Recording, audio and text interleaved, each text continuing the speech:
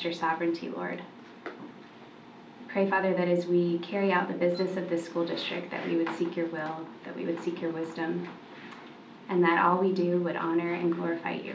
And it's in your name that we pray. Amen. And I will call the workshop meeting for December 5th to order. Welcome, citizens of Clay County. I want to take this opportunity to thank you for taking the time out of your busy schedule to attend today's school board workshop. This workshop is our opportunity as your elected representatives to collaborate openly among ourselves and make decisions that will decide the future direction of our public schools and the education of our children here in Clay County. There will be an opportunity for the public to ask questions at the end of the workshop presentation. Questions will be allowed, public comment will not be allowed. If you wish to ask a question, please fill out a comment card and hand that card to a deputy. Your participation is welcomed and appreciated. So our first order of business is to review the draft agenda for December 8th's regular meeting. So, Madam Chair, we're going to go in a different order this morning because we have a special guest speaker. We kind of have a jam-packed morning this morning, more so than before. So welcome aboard, new board members. We have a presentation on impact fee ordinance, and then we have a presentation on boundaries for our newest school, Spring Park Elementary School, and then a review of an agenda. So kind of a busy morning, to say the least. So it's my pleasure to introduce Lance Addison, our Coordinator of Planning and Intergovernmental Relations, who will introduce this topic. Thank you, Mr. Superintendent.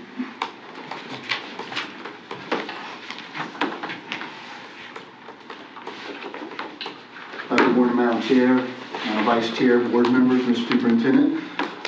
Today we're going to have a couple of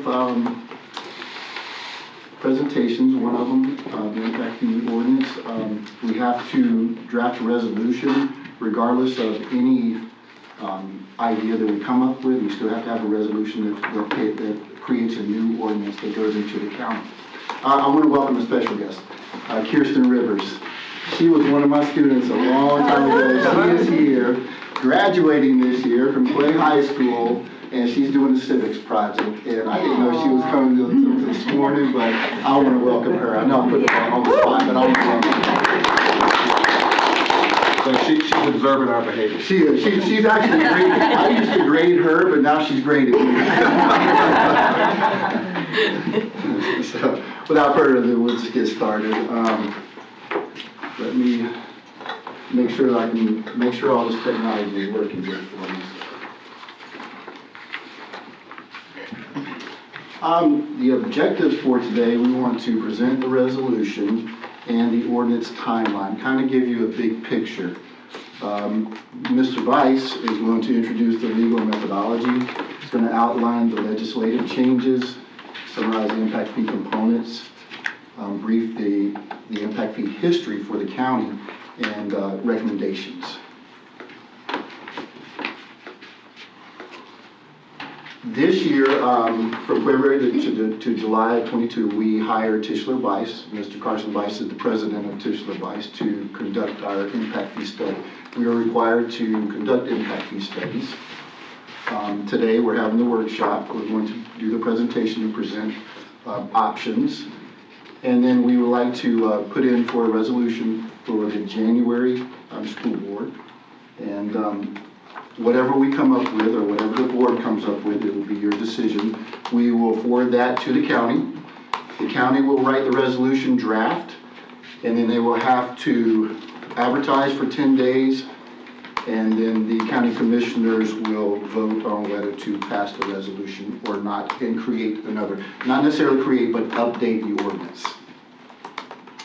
After that, we have to have a 90-day grace period before implementation of the ordinance.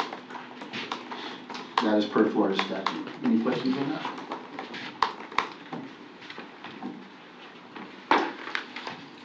Next, I want to introduce Mr. Carson Weiss. He is the president of Tischler Weiss. Like I said, he conducted the impact fee study. Mr. Weiss.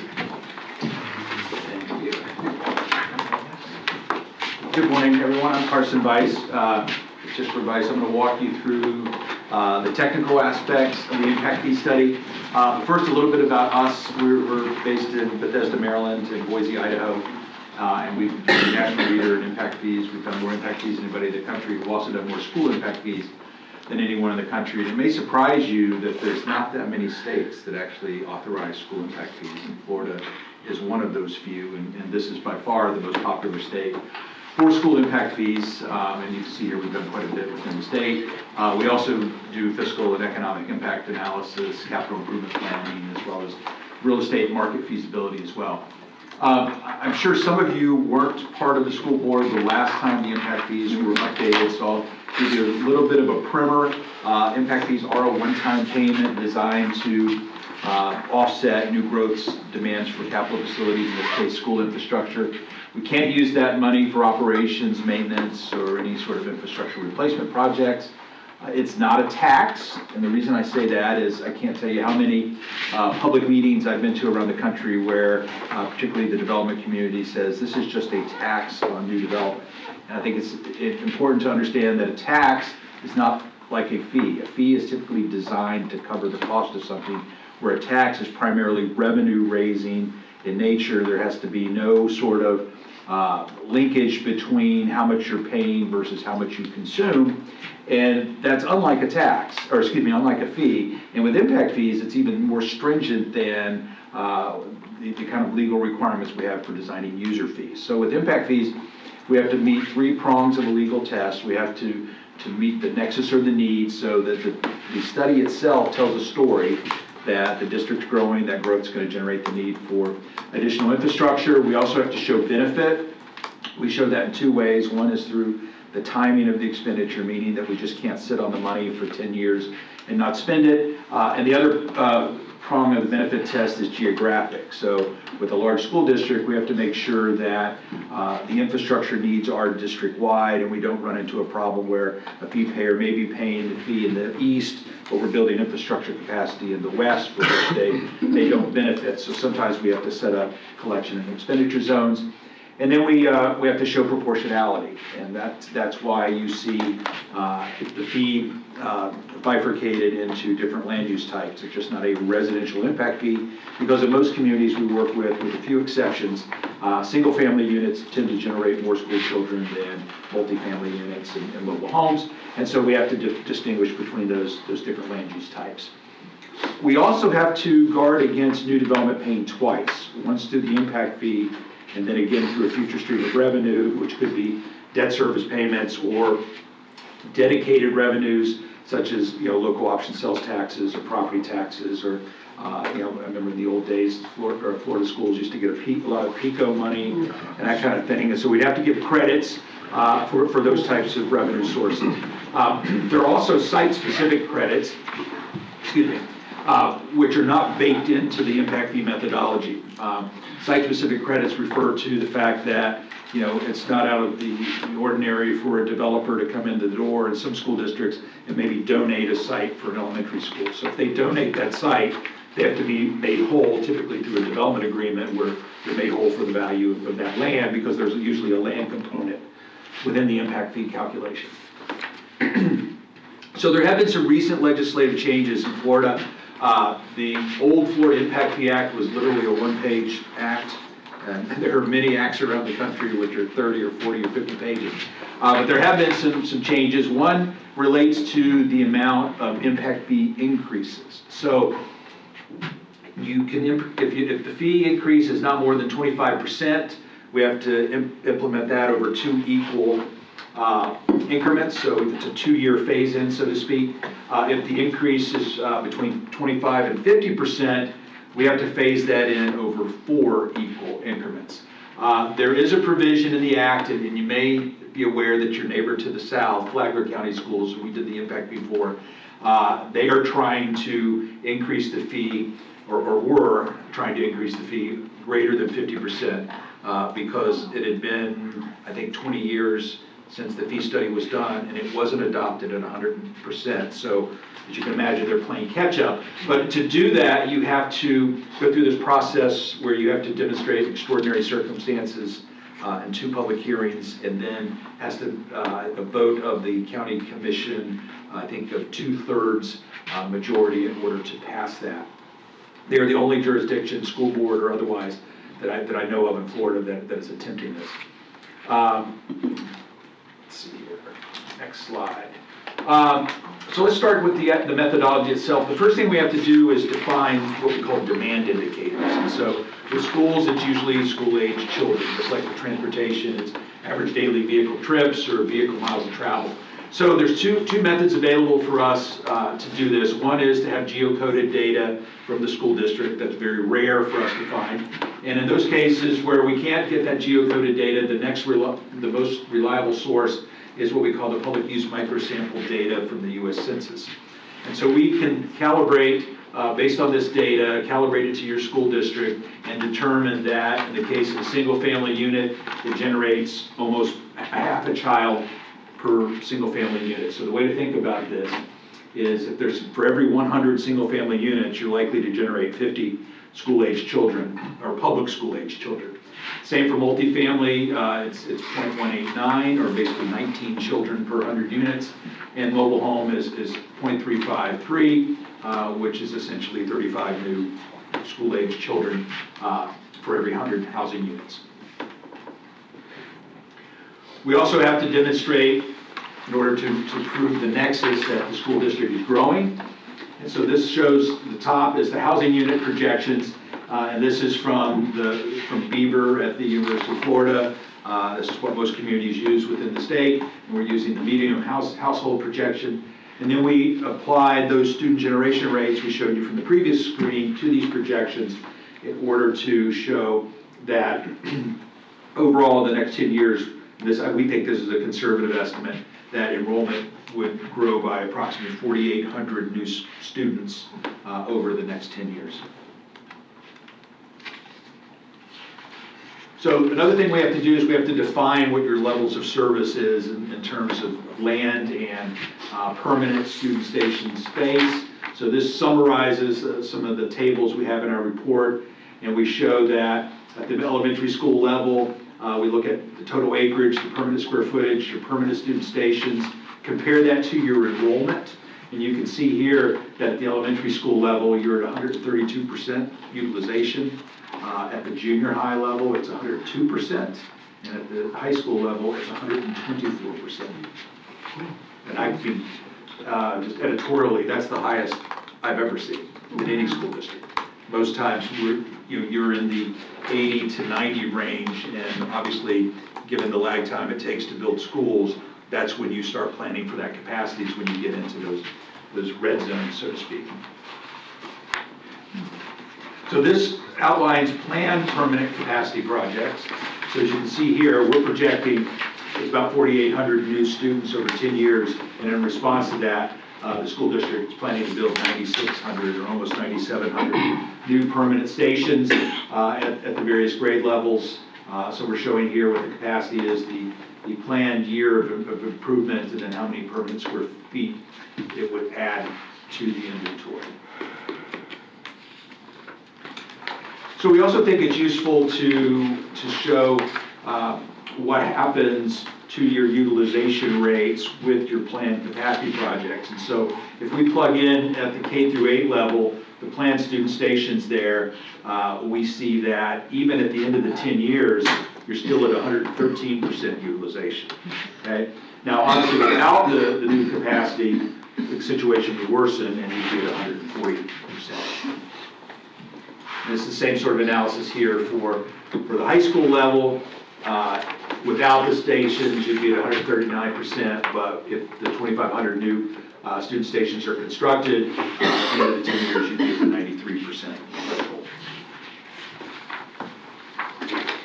So we have to come up with a cost for land and construction costs.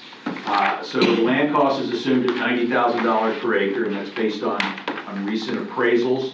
And then for the average cost per square foot, that's summarized here in the bottom in the red square. At the elementary school level, it is $217, $220 at the junior high level, and $275 at the high school level. There's also a component in here for buses, because as your enrollment increases, you'll have to buy new buses to satisfy that need. So we show our level of service here at 1.006 buses per student. The average cost of a bus now is almost $155,000. As I mentioned, we have to give credit, so we give credit here for the 1.5 mils that you have dedicated to the capital fund. So we look at a 10-year projection of that and get a net present value using a discount rate equivalent to what you could expect to go out of the bond market today and probably obtain financing. So we get a net present value per student of $5,946. And there's also a credit for capital outlay and debt service revenue, which is $275 a student.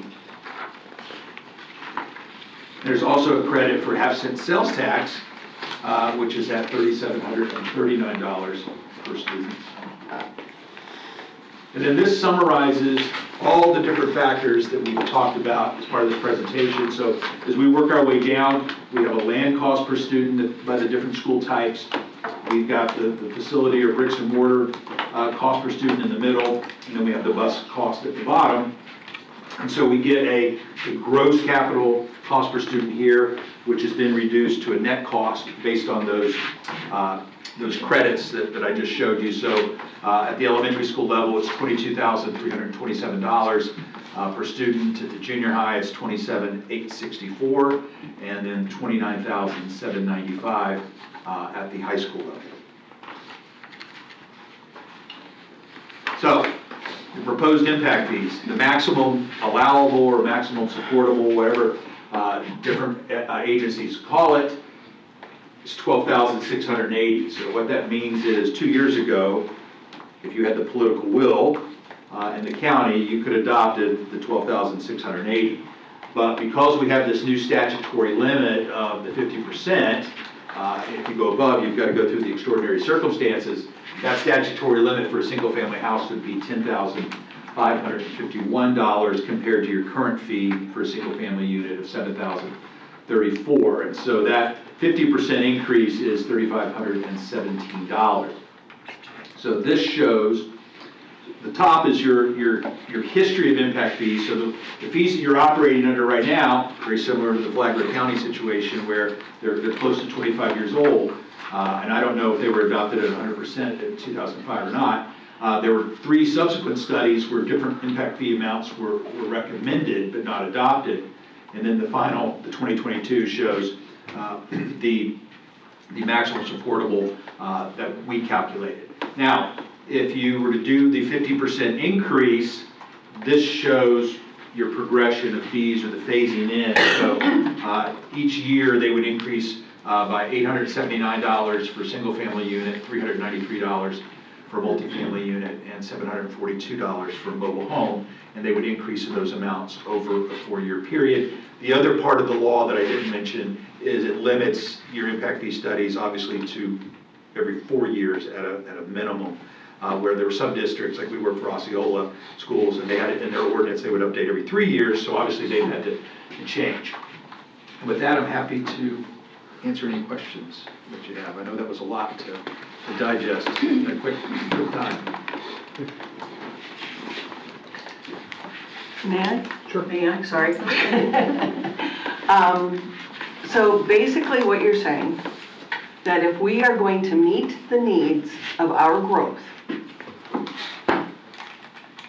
and I'm looking at that proposed fees at 4 years, is 4 years from now technically actually going to be higher than what we're planning on? Or is that a solid guesstimate, for want of a better word, for 4 years from now as to what we will need?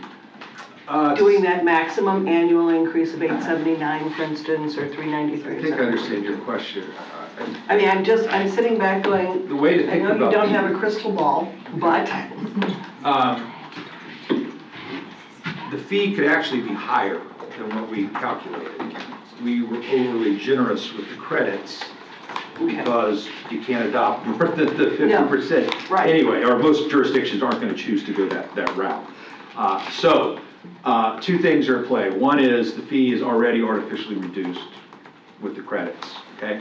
The second thing is even if you build what you're planning, you still got capacity issues. But this is what we call a consumption-based impact fee approach, meaning Okay. that the fee isn't calculated by saying, we're going to build these 7 projects and here's the increase in students and we get the fee that way, okay? That's not the best way to do it. What we're doing is we're calculating, taking a snapshot of your current level of service and what it costs you to replicate that infrastructure. So if the growth is slower, you don't have to build as much infrastructure, but the money's there to build the growth-related share. If growth is faster, you still have the money and you just have to build at that level. The danger with the plan-based approach is you have to build that plan whether the growth happens or not. And then your general fund or your 1.5 mil fund is exposed. You have to come up with that money somehow, but the impact fee revenue isn't there. So it's sort of impervious to economic conditions, but we've shown here that even what you're planning, it probably isn't gonna likely get you to those 70 to 80% utilization Exactly. ratios that most That's- districts are comfortable with. And we have been somewhat uncomfortable with where we've been at because we are literally overcrowded.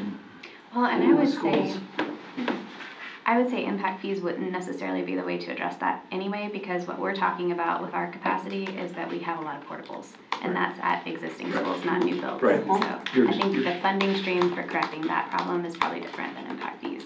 But, we have looked at the incredible growth we're planning to experience, and I think the argument could be made that growth should pay for itself when possible, as much as possible. And you bring up an excellent legal point, because to your point, you can't use impact fees to correct existing deficiencies. Oh. And that's what you would be doing if, so you would have to find other revenue sources, because like it or not, that is your level of service, 132%. Right. You can't retroact is- impact fees. Right, and conversely, those districts where you find yourself at 80% capacity, we don't use that as the level of service, you have to use the 100%, because that's what you built it to. It's sort of like akin to a wastewater treatment plant, where, it can service 10 million gallons a day, so that's the level of service, so. And the trade-off in years past was we built less of, permanent infrastructure and Right. more of, and we opened schools with portables.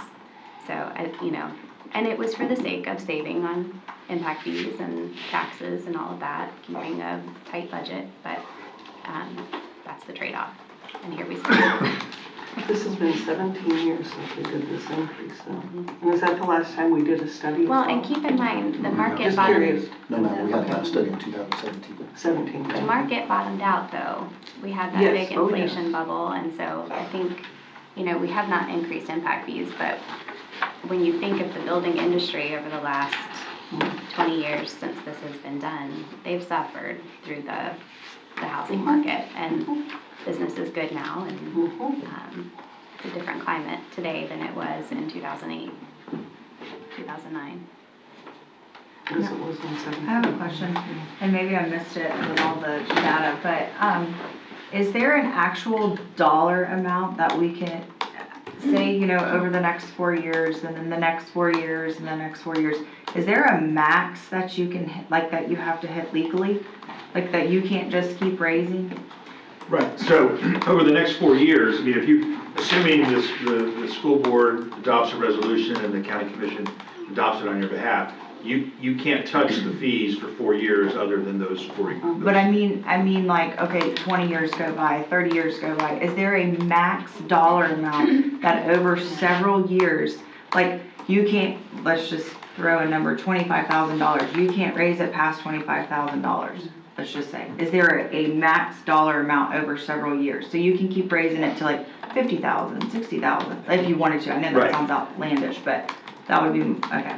But we're limited by the statute. Right, Right, over years, 25%. right, but obviously Also- Right, if you went through the extraordinary circumstances, right. But I just didn't know if there was like an actual dollar amount to the end after the 25% and the 50% over the next 4 years and then the next 4 years, and doing it that way, if you ever got to a max dollar amount. hypothetically, a jurisdiction, could adopt a $50,000 impact fee if there was political will. Right, okay. Right. That's Right. curious about. Can I just ask a question because I'm newer to this? This impact fee, does it affect the cost of the home to the buyer every single time? Yeah, so the way to think about it is, it's, who bears the cost depends on the economic cycle that we're in. That's what I was wondering. So if things are good, Yes, typically they're paying the fee plus, because okay. the developer has carrying costs associated with that money. So in downtimes, everybody's taking a hit. The farmer who sells the land to the developer takes less money per acre, the developer makes less profit, and the home buyer, is paying a portion as well. So it just depends on the cycle that we're in. But the way to think about this is, because in South Carolina, the act there actually requires us to do a calculation on the effect of the fee on affordable housing, so we've done it all sorts of different ways. The way to think about it is this is a mortgage over 30 years. And so, like the last one we just did, was $15,000 was the fee, and it's $76 on the mortgage. That's with a 6% interest rate, not the 2.5% that we were experiencing, just 8 months ago, right? So you said There was more than good $30. times or bad times. Right. In bad times, someone's going to take the hit. In good times, Right. everybody benefits. But doing that analysis of what it adds to the mortgage really puts things in perspective, because we hear a lot of arguments that, where somebody say, if you raise the fee $500, you just priced out thousands of people in the market. Right. And the data shows really you haven't. I mean, it's $7 or something like that. Thank you. Yeah. For a new build, I was under the impression that the impact fees paid up front, it can't be mortgaged. Is that not true? Yes, whoever pulls the building permit is paying the impact fee. Oh, so if you But have- all of the fees, their building permit fees and everything get rolled into their. So that would more impact somebody who's not part of a development. They're buying land and they wanted to build their own home, then they would pay that Right. fee Right. themselves upfront and not mortgage it. Right. Okay.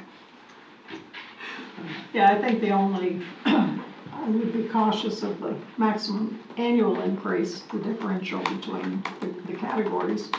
Because we're in a situation now where parents can no longer afford a single home. And that's why we're seeing so many more townhomes being built. They can't afford a $2,200 mortgage. So it's gonna be less single family, more multi. So. Just playing those numbers, thinking how, different they are, 879 to 400. So this particular chart is the 4 years, is because it's greater than 25%. Is there a scale for what it would look like at 50%, what it would look like at 40%? No, that's easy for us to do. Now, remember, if it's 25% or less, it's just 2 years. Right. Yeah. Yeah. But yeah, if there's further discussion and the school board makes a decision that you're only gonna adopt X amount, we can easily show you what that is. Is the 8,793 year two, would that be about 25% since year 4 is 50%? Yeah, If that gives you an idea. yeah. So it would just be somewhere between 8,793 and 10,501 a year, range between 25 and 50. She ought to be doing the presentation. I should have figured that out. Do you have any more questions? Points of discussion? Dr. Just a Kent? comment. I think there's a common misconception about impact fees. It truly can only be used for new growth. But there's also this perception that it covers the cost of growth for us. It nowhere comes close. Even at $12,680, they're using it for new growth. It does not cover the cost of growth. So it kind of makes it, I guess, it creates some urgency for boards, current sitting boards, and even when you look back and you say it went all the way back. We knew the growth was coming. Market conditions impact this fee. We knew the growth was coming, and Dr. we Kemp, didn't to make your changes. point, I think it's important to note that somebody's paying for the growth. The growth Right. is coming, Right. and the schools have to be built. right, and And impact so fees. if impact fees if we don't raise impact fees, then that money comes from the rest of your taxpayers. Absolutely, and the cost, and we'll talk about that in a minute, but with the redistricting issues with Spring Park, but it's an opportunity for the board to make not only decisions now, but no, this board does not have the liberty of time that previous boards have had every 4 years prior to this to say, well, as the growth is coming, maybe the growth is here. So we have to maximize and leverage every opportunity for today and for tomorrow. Well, and I think it's a matter of equity too. Sure. When it's impact fees that are paying, obviously they don't cover the whole cost, but they're doing their fair share towards it. And those people who are paying those impact fees are directly benefiting from everything that's being built with those impact fees. Correct. Where when it's, taken to our regular tax base, you've got people in Keystone paying for growth in Great Cove. That's right. Spread out. And I appreciate you bringing it up about this misconception, because I was probably literally part of that for most of my time in Clay County. And I think that's the area that we need to spend some time talking about, that this isn't just it and we're good. We need a lot more, and I think it benefits everyone to help everyone understand that need. Perfect example was Discovery Oaks when we built Discovery Oaks Elementary School in Oakley. We had saved impact fees for a decade or more since the last bill, just saving up enough to purchase one school. It takes 10, 15 years for one school, and that was at that cost back then. So now, staring down the barrel of $200 million need of a K-8 in high school in the next 26, 27, we have an opportunity to not only serve, but you're going to have an opportunity to lead with some courageous conversations about leveraging every potential dollar, not just for now, but in the future, because we don't have the benefit of time. And the second thing is the growth. You'll see in a second that the growth is here. It's not coming. It's faster than it's here. It's difficult to accommodate when you're behind the curve on the funding formulas, because for whatever reasons, political will, that's a great way to put it, political will, whatever reasons, decisions were made to not do what we need, should have done previously. And so now we don't have a choice. $200 million is going to happen whether we like it or not. With the debt service, it's never a positive thing. But we have to meet the needs of the kids. We can't wait for the kids to get here and then do it. To the doctor's point, we didn't talk about the fact that there's a significant, we call it recycling. The existing homes here are, through resale, are generating a significant amount of new school children for which you can't recover the impact fees. Thank goodness for last year. That's why you saw the capital plan is 9,700 seats, but the growth-related increase is only 4,800, because you've got this recycling elsewhere. Well, and thank goodness for that, because we had some low capacity at some of our schools for a while. So it's nice to see young kids back in some neighborhoods. But it does have to be paid for. And we have schools that are in need of maintenance and, all of those other costs that we incur. Do you have any more questions, comments? Just that I think we need a lot of public discourse to help everybody understand how difficult it is to build new facilities. All right, well, thank you very much. My pleasure, thank you.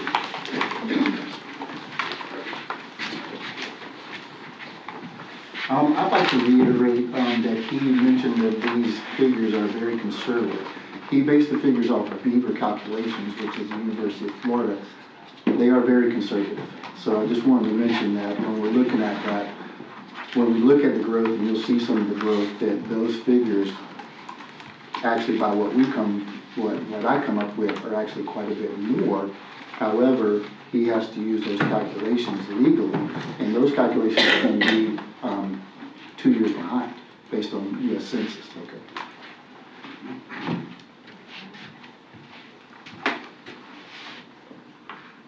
Now we get to have the fun stuff. We get to look at pretty colors.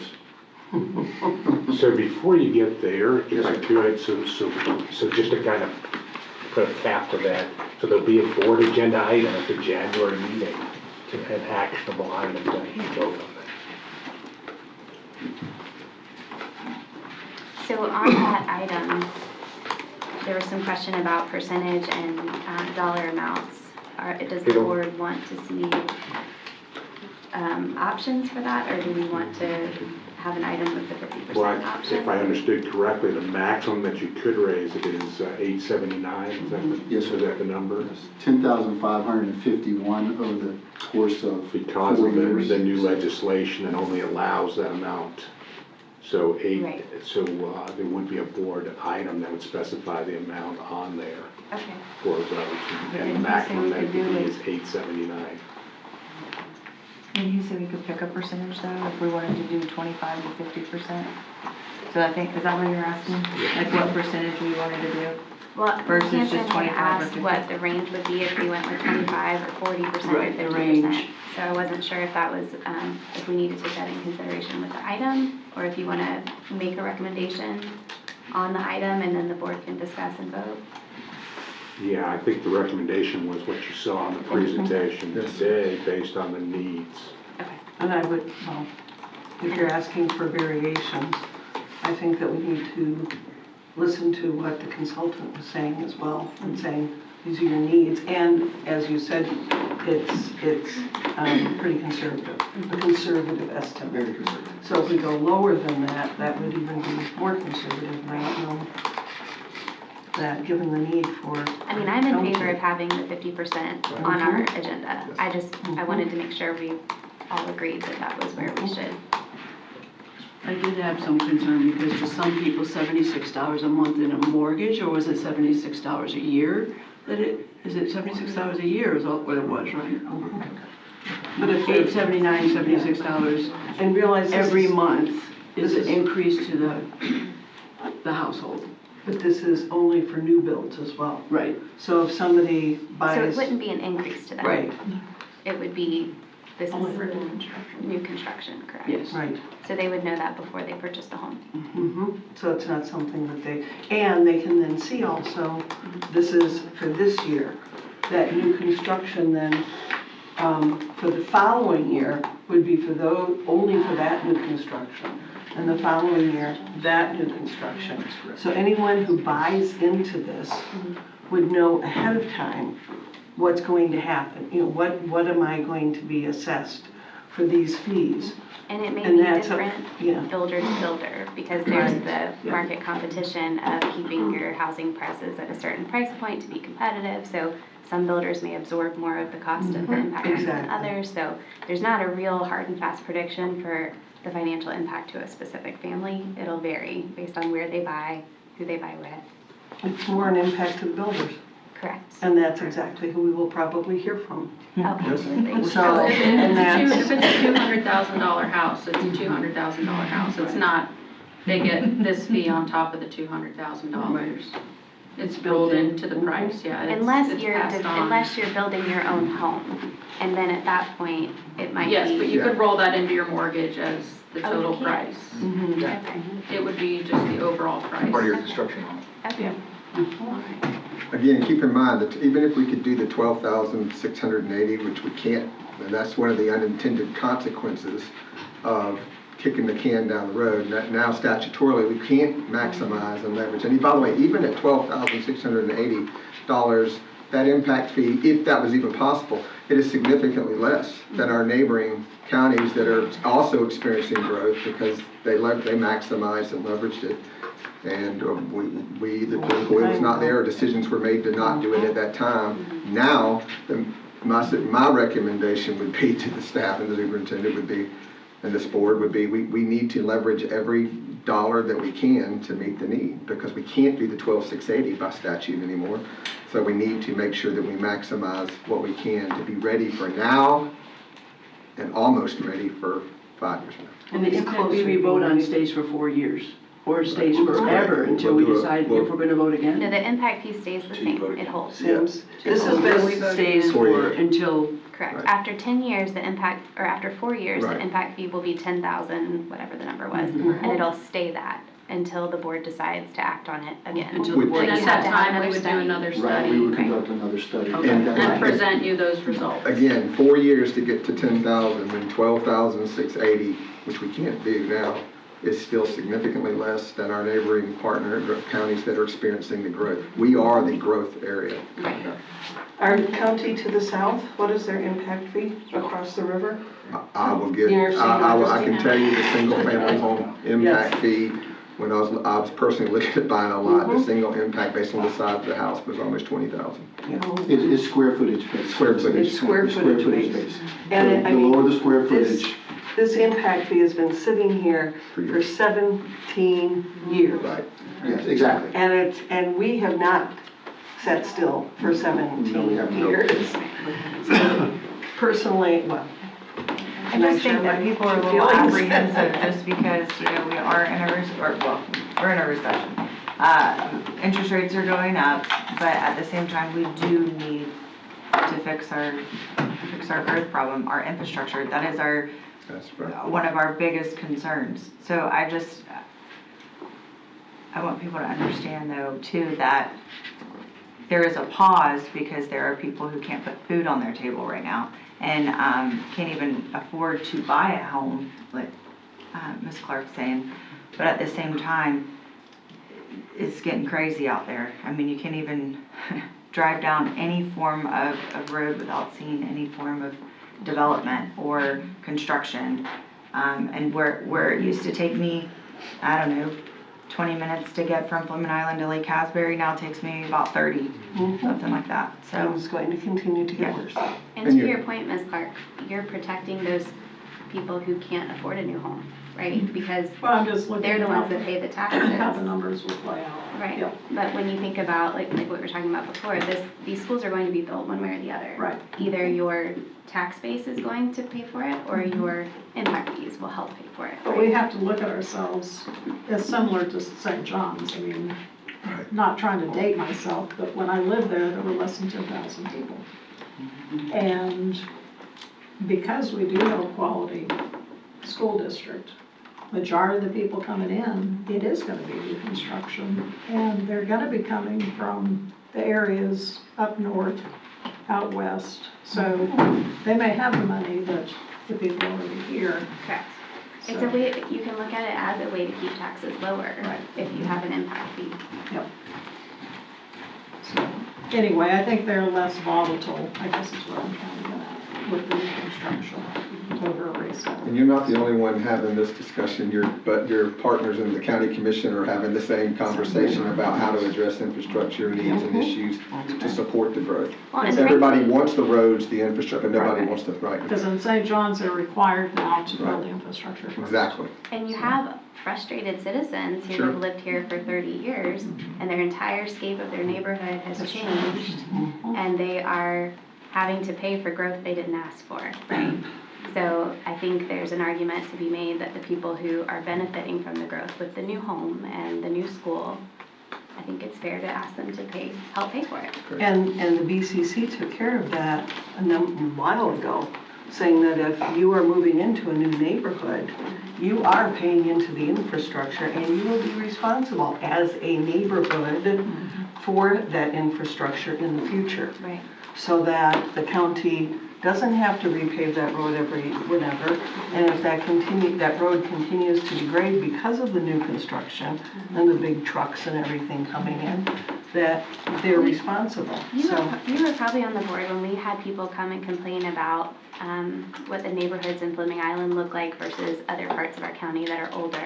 And the argument again is that it's because the citizens who live there are paying for the maintenance of their curbside, of their roads. It's more expensive to live on Fleming Island than it is to live somewhere where you don't have those additional But the fees. But- CDD fees and the other Correct. HOA But it's fees, et mobility cetera. fees. Well, yes, yeah, all On the Yeah. growth in Right. each area. all add up. Yeah. And so when making a decision to buy a home, it's one of those situations where, yes, you have to learn all of the expenses involved, or even moving into an existing home, all of the expenses involved, so that you can make the decision that's right for your income and your family as well, so.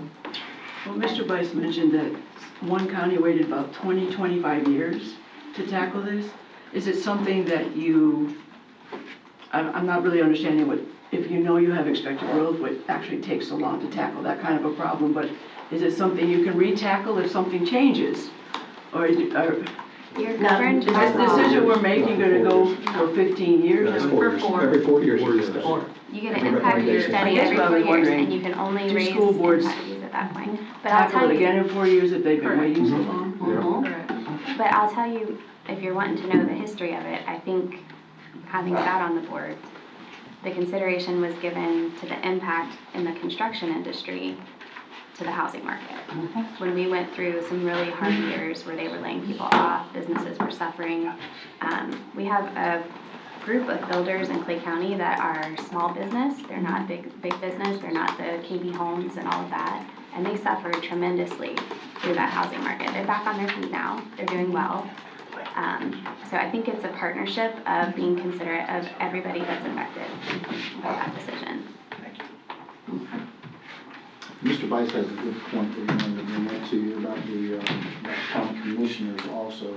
Yeah, so I don't know the political situation here, but one thing to keep in mind is that a lot of times, whatever you forward, they water down.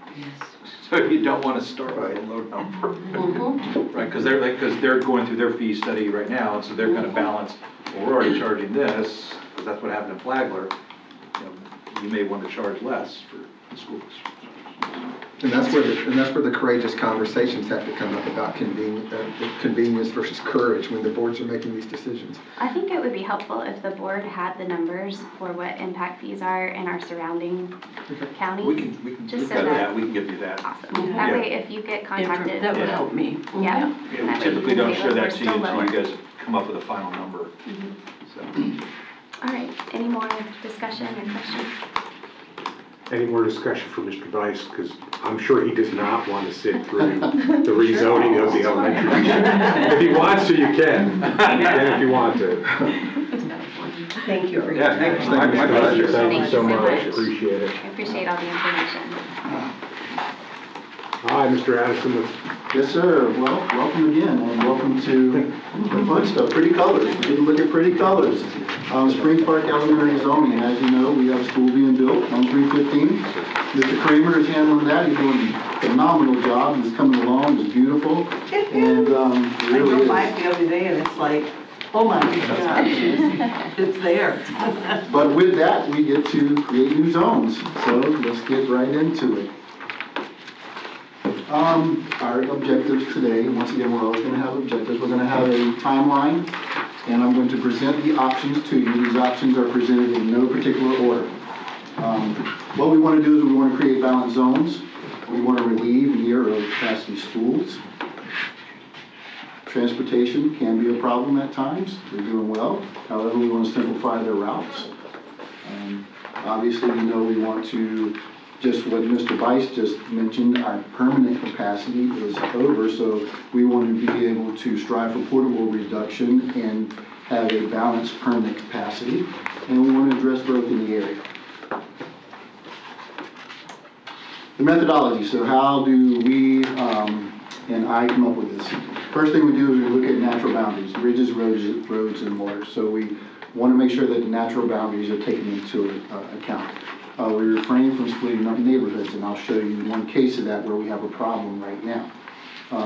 We use study areas, and what study areas are, they're kind of micro zones. So we have a third party that looks at this, and they break our county up into over 800 different study areas. So as you said, we have 27 elementary schools. Those are 27 zones that we have. However, those 27 zones are broken up into 800 different study areas. Those study areas are created based on, once again, natural boundaries, population, neighborhoods. So that's the way they look at it. Some study areas are smaller because the population is much higher in those study areas. However, some of them are much larger based on. So when we look at those study areas, we take those and we start piecing them together to create the zones. So I might take this study area and put it in one zone, and then get the numbers from that, and then take that away and put it in another zone and create the numbers that. And that's how I come up with this. That's how we came up with this.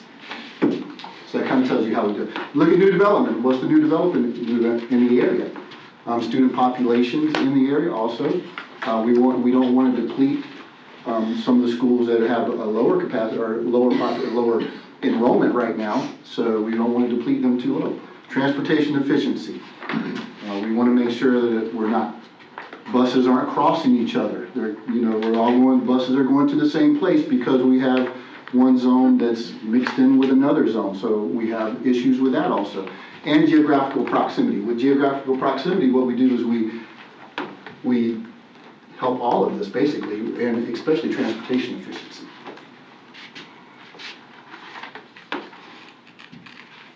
The timeline. So today, we're presenting the options. On December 20th, we would like to formally advertise any option that you may come up with today. And like I said, this is a strictly board decision. And then we will advertise for 28 days. We are planning a community meeting. I've already set it up, a community meeting that we will send out and invite all of the stakeholders for that community meeting at Green Cove Junior on that date. And then February 2nd, we'll vote to formally adopt the new zone based on your decision. So Lance, if I could, Yes, sir. if I could just elaborate on the timeline for a second. The challenge is, right, if you're opening up a new school, you have to staff that new school. So we would post those positions for the new school after the March, right after the March board meeting, right? So there's another little reminder to folks. Once we advertise a change, we can't change that without starting from zero, because there has to be advertised for 28 days. So the timeline is it's a long time to February 2nd, I get that, but you can't, once we go down this road, we have to continue down that road, because there's other things such as personnel that are involved in such a decision. Before we even look at one map, I will say with great certainty and guarantee that somebody will approach you because they don't like that particular zone. This is a brand new school. This is state of the art. This is an exciting sort of thing. But even with all of that, sometimes people don't want to change, whatever that change might be. So you just have to realize that as a board member. We did and I'm proud of the board at the time when we did the Oak Leaf Argyle scenario. And if there's one thing that I learned, from that whole process was that you have to have a community meeting. People have to have an opportunity to kind of say what their concerns are and voice those concerns. And also, they have to have an opportunity to be given information, right? That, all they know is that there's a change. But we need enough time to inform our families. We need enough time to staff the school. That's why the timeline is the way it is. So as we kind of go through these, we're looking for a direction as to which plan, because we have to advertise that on the 20th. Once we advertise it, we can't change it, right, without starting the clock again, the 28 days of advertising. We'd like this done, completely done, whatever your decision is, by February 2nd, so that we can then staff the school in enough time. And there's other timelines and contractual issues related to all of that piece of it, so. And when you say we can't change it, I mean, going through even building Discovery Oaks, and everyone was so looking forward to all of the new school, and we all want to go. It goes both ways. Yeah, but I was thinking I was going to be going to that new school. I want to go to that school. And now you're telling me that I'm not going to that new school? So it's not just I don't want to change from Patterson, but it's also, no, I really want to change. And both of those sides, and I mean, even the smallest tweak, oh, come on, let's just go over one more street. That small tweak changes everything, so. And I think, it's important that we follow the timeline strictly for the smooth operation of the school district, but also for families who are going to experience a change, to be able to make plans accordingly. I think the more time that we give them, the better. The earlier the better. And the 28 days is illegal. That's legal. This is a legal stipulation. Yes. Changing the zone is board policy, according to Mr. Bigner. Therefore, with board policy, we must advertise for 28 days. Okay. And we count those 28 days. I'd like to reiterate that when when we're doing the methodology, we don't just put pretty colors together. We actually look at this for months and months and months and come up with different scenarios based on the best options that we can come up with. So I kind of want to reiterate that we're just not just throwing numbers out there just for fun. We really are studying this for a long It time. looks like you have.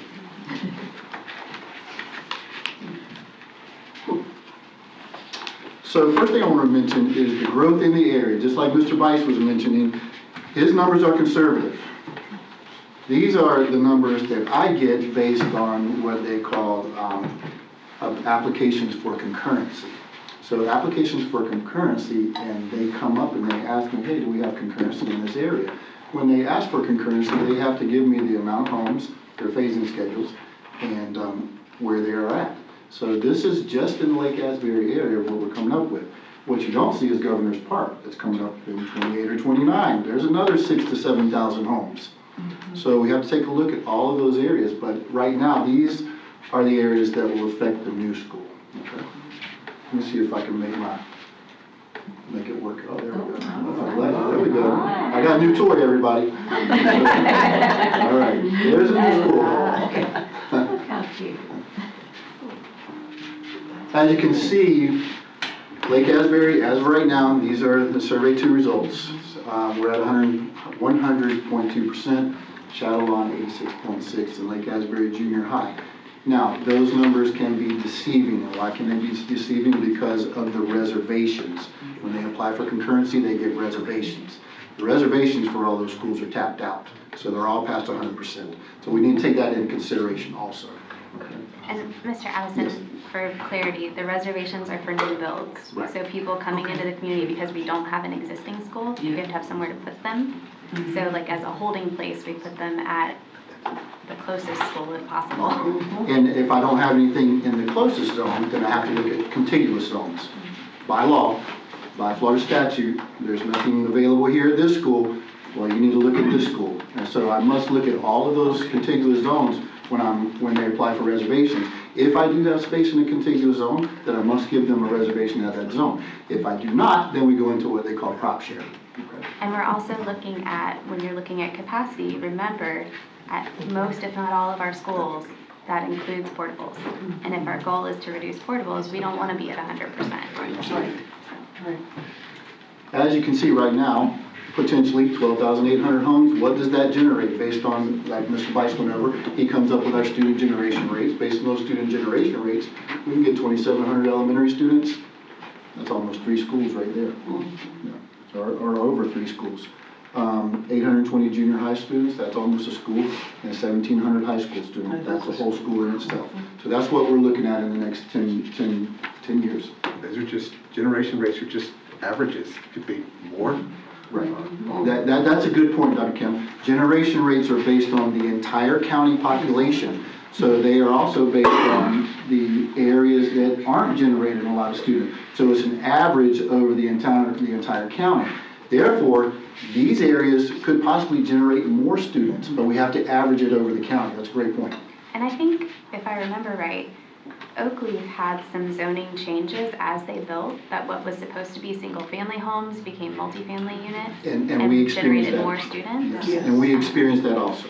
So that's a potential here too, that, you know, at some point, like Ms. Clark was saying, she's in the real estate industry. If families can't afford a single-family home, you may end up with more demand for townhomes and apartments, and that could change the zoning here, which could then impact our numbers. And again, that 12,800 potential homes is new homes that we know about Right. that are coming in, not existing, potentially existing. We know the kids in those areas and geographic areas that would be impacted by the new school zone, but it could be significantly more.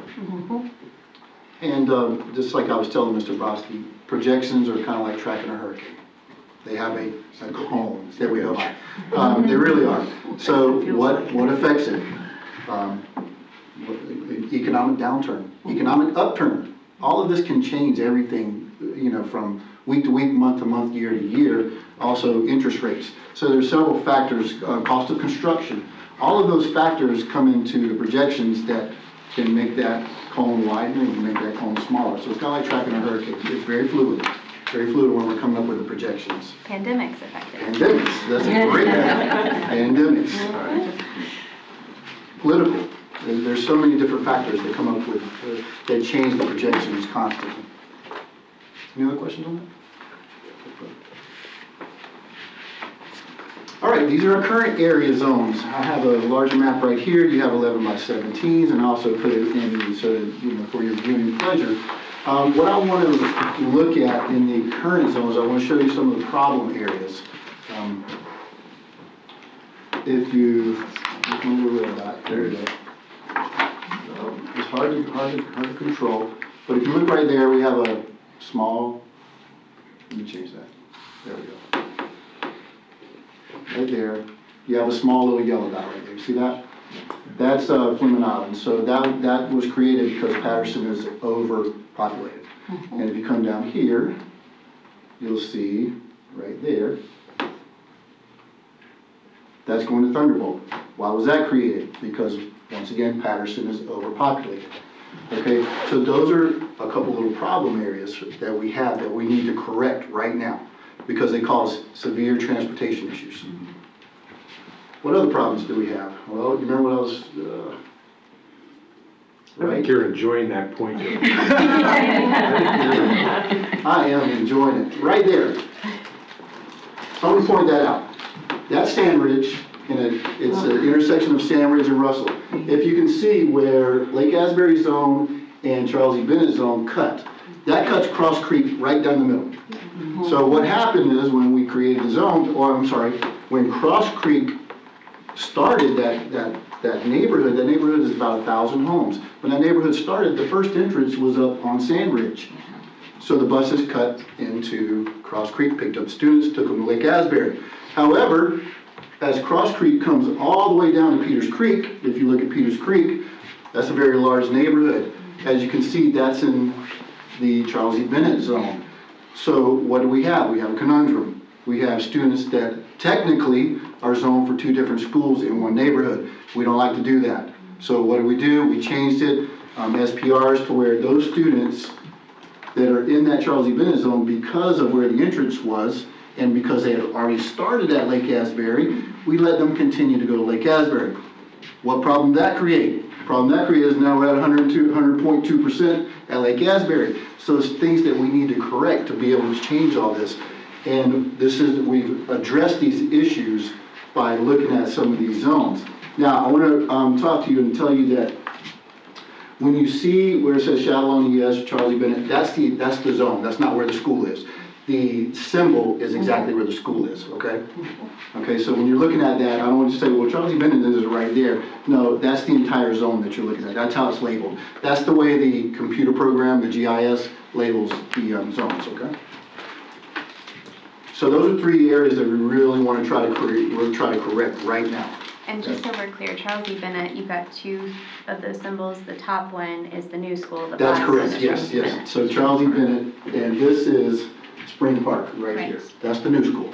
As you can see, the new school sits in Charles E. Bennett, but we have to create that zone now. Okay? Any question on the current zones? All right, so zone option A. Zone option A, this is where we have, what happened? Well, ride-out zone kind of stayed the same. What I did is I took Cross Creek right here and I put it in the new school, okay? However, with that, I left the west side of 17 in Patterson. The problem with that is that as the buses travel down, they have to cross over the bridge to get into Green Cove and then take them back up to Flint Island. So that's still kind of a transportation issue.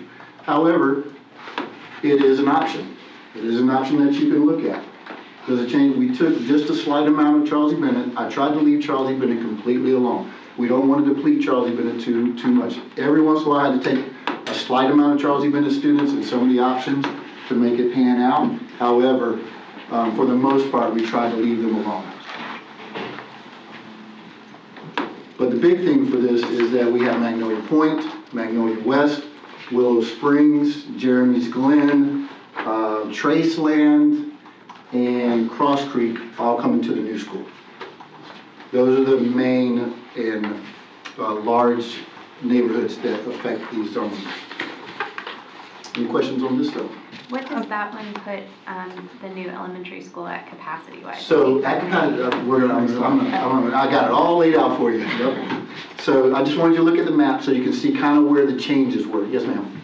I have a question. Should we also take in consideration when we're looking at this, the area? So this area, especially like near Rosemary Hill, all that area surrounding the school still has a great amount of land that could be developed. That is correct, and it will be developed. Right. So we have to address that growth in the area, and that's a great point. So that's one of the issues that we try to, all right, we need to look at future growth. Are we allowing for some growth in that area until we can build another school? So yes, those issues were taken into consideration. Because if we're looking at this map, okay, let's just say, unless I'm thinking wrong, so stop me if I am.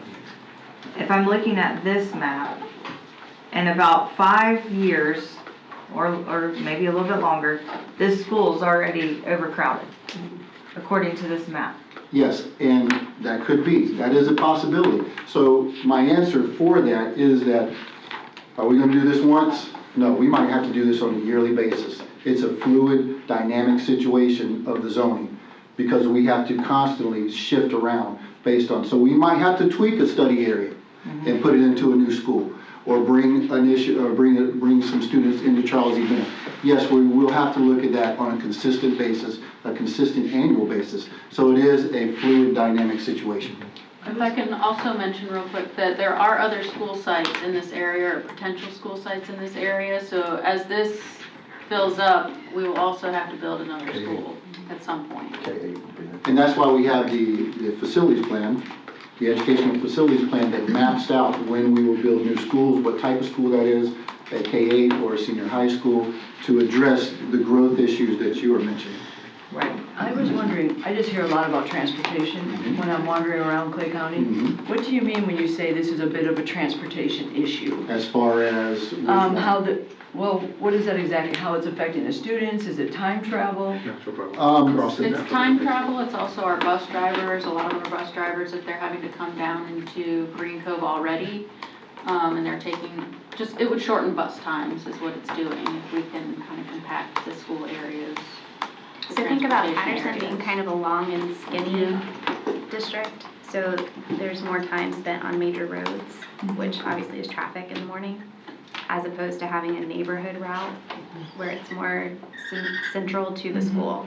Patterson's kind of like a snake down Yeah, 17. it's a long So zone. all of these address some of that? All of them address it, and I will tell you whether it did or did not address it in that option.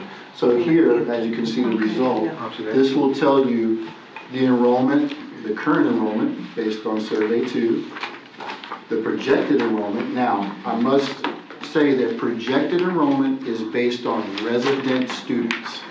We must take into account resident students when we're looking at it. In other words, every K through 6 student in that zone. Now, is that K through 6 student, are they homeschooled? That's a possibility. All right, are they McKay Scholarship? Yes, that's a possibility also. However, at any one point, can every one of those students go to a school?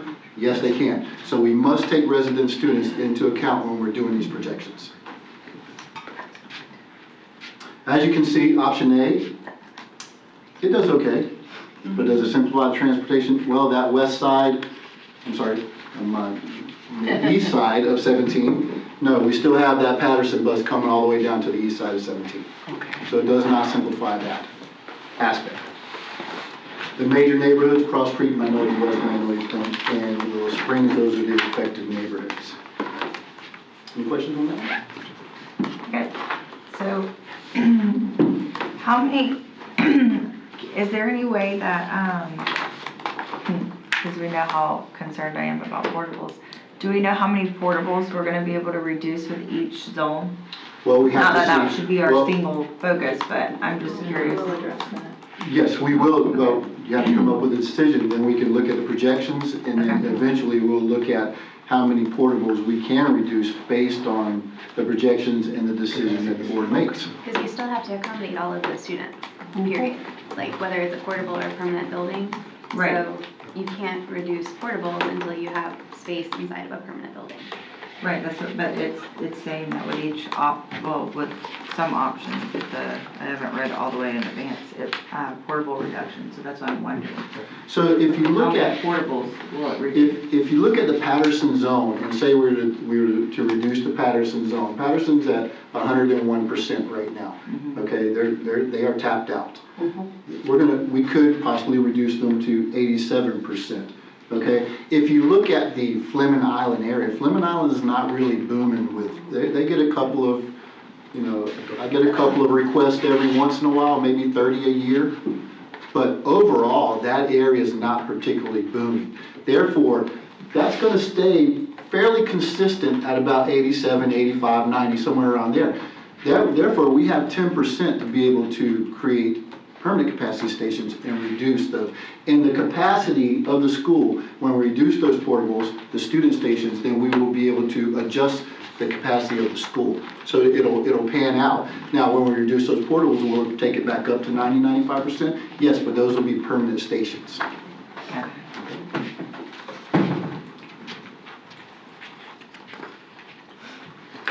Option B. Option B, we took and we basically, it looks almost the same. However, what we did is we took all of the east side of 17 and put it all in the Spring Park. Therefore, we kind of took away that transportation issue from Patterson. We also took Cross Creek and put it into Rideout. And why do we do that? Because I kind of need to, I need to reduce Lake Asbury's capacity. Lake Asbury is getting tapped out also.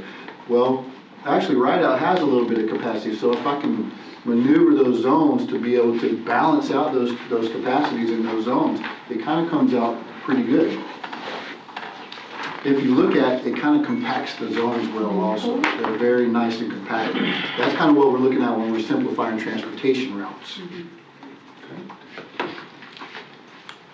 If you look at it, if you look at everything as far as like projected utilization and look at the percentages, projected percentages, those are pretty balanced schools. Now you say, well, Lance, what about Patterson? They're at 68.7. Yep, but we also can reduce portables, change the capacities, and bring those up to about 80%. So we're looking really, really good in those zones. And I think that Patterson, that side of 17, I would wonder, in comparison to like your Eagle Harbor, Fleming Island, is that an older community as far Yeah. as the age of the people who live there? As far as the east side of 17, it is slightly, you do have some multifamily in there. So there is a mixture of older homes and the multifamily that go in there. And then it kind of borders right on that Charles E. Bennett zone also. So we really don't want to touch that Charles E. Bennett zone. So it's just taking into account just that east side of the Patterson. I guess my question is kind of like what we've seen happen at Swimming Pen or Orange Park area. Those capacities have come up over the years as new families have moved into the neighborhoods, and I'm wondering if we might see some of that in Patterson's zone. I guess that's hard to predict. Yeah, that is very hard to predict because, the homes are the homes that are there. Fleming Island is built out. Where would they have to build? Yeah. Not that they would build, but I don't know, it just seems like, New family. right, moving new in. families moving in. And that's, we're experiencing it in our neighborhood. Right. Because they can't afford the new home. Right. So they're having to buy. And one of the reasons we're in the portable predicament we're in right now is because there was this theory that schools would age out, and you didn't need permanent hard space, and then you just relocate portables where the growth was. Well, we haven't had one school in the history of our county decrease in enrollment because of aging out in the neighborhood. I thought we did with maybe, I want to say Swimming Pen, but it was years and years ago. And that was part of why we put a magnet program there. And then we'd also tweak some of the borders for swimming pool, I think. Yeah, I think Swimming Pen was really low at one point, but it's not anymore. Well, when Shadowlawn was first built, that was right during 2007, 2008, and we anticipated that to be filled immediately, and oh my, there was a problem finding kids for Shadowlawn. However, with that For being years. said, those 725 homes are are planned and platted now. And- So and that- Shadowlawn's they will already full, completely too. I mean, encircle they're- Shadowlawn. yeah. So Shadowlawn will get its They're population. still- they're still So fine. We will have to Yeah. address that also. That is Mhm. something that we will have to address eventually, those 725 homes coming around Shadowlawn. So those are different things that we will have to address in the future. Like I said, it is fluid, and we will have to address this on an annual basis, if not more frequently. And there's a lot of land out there that's still. There is. And Mr. George Egan. I was just gonna say, he would love to. when Yes. Mr. Egan calls each of us, we'll have that information handy. He wants to develop it, so yes. You can almost say that everything to the 16 border will eventually be developed. I think all of that land Yeah. has been accounted for and will be developed eventually.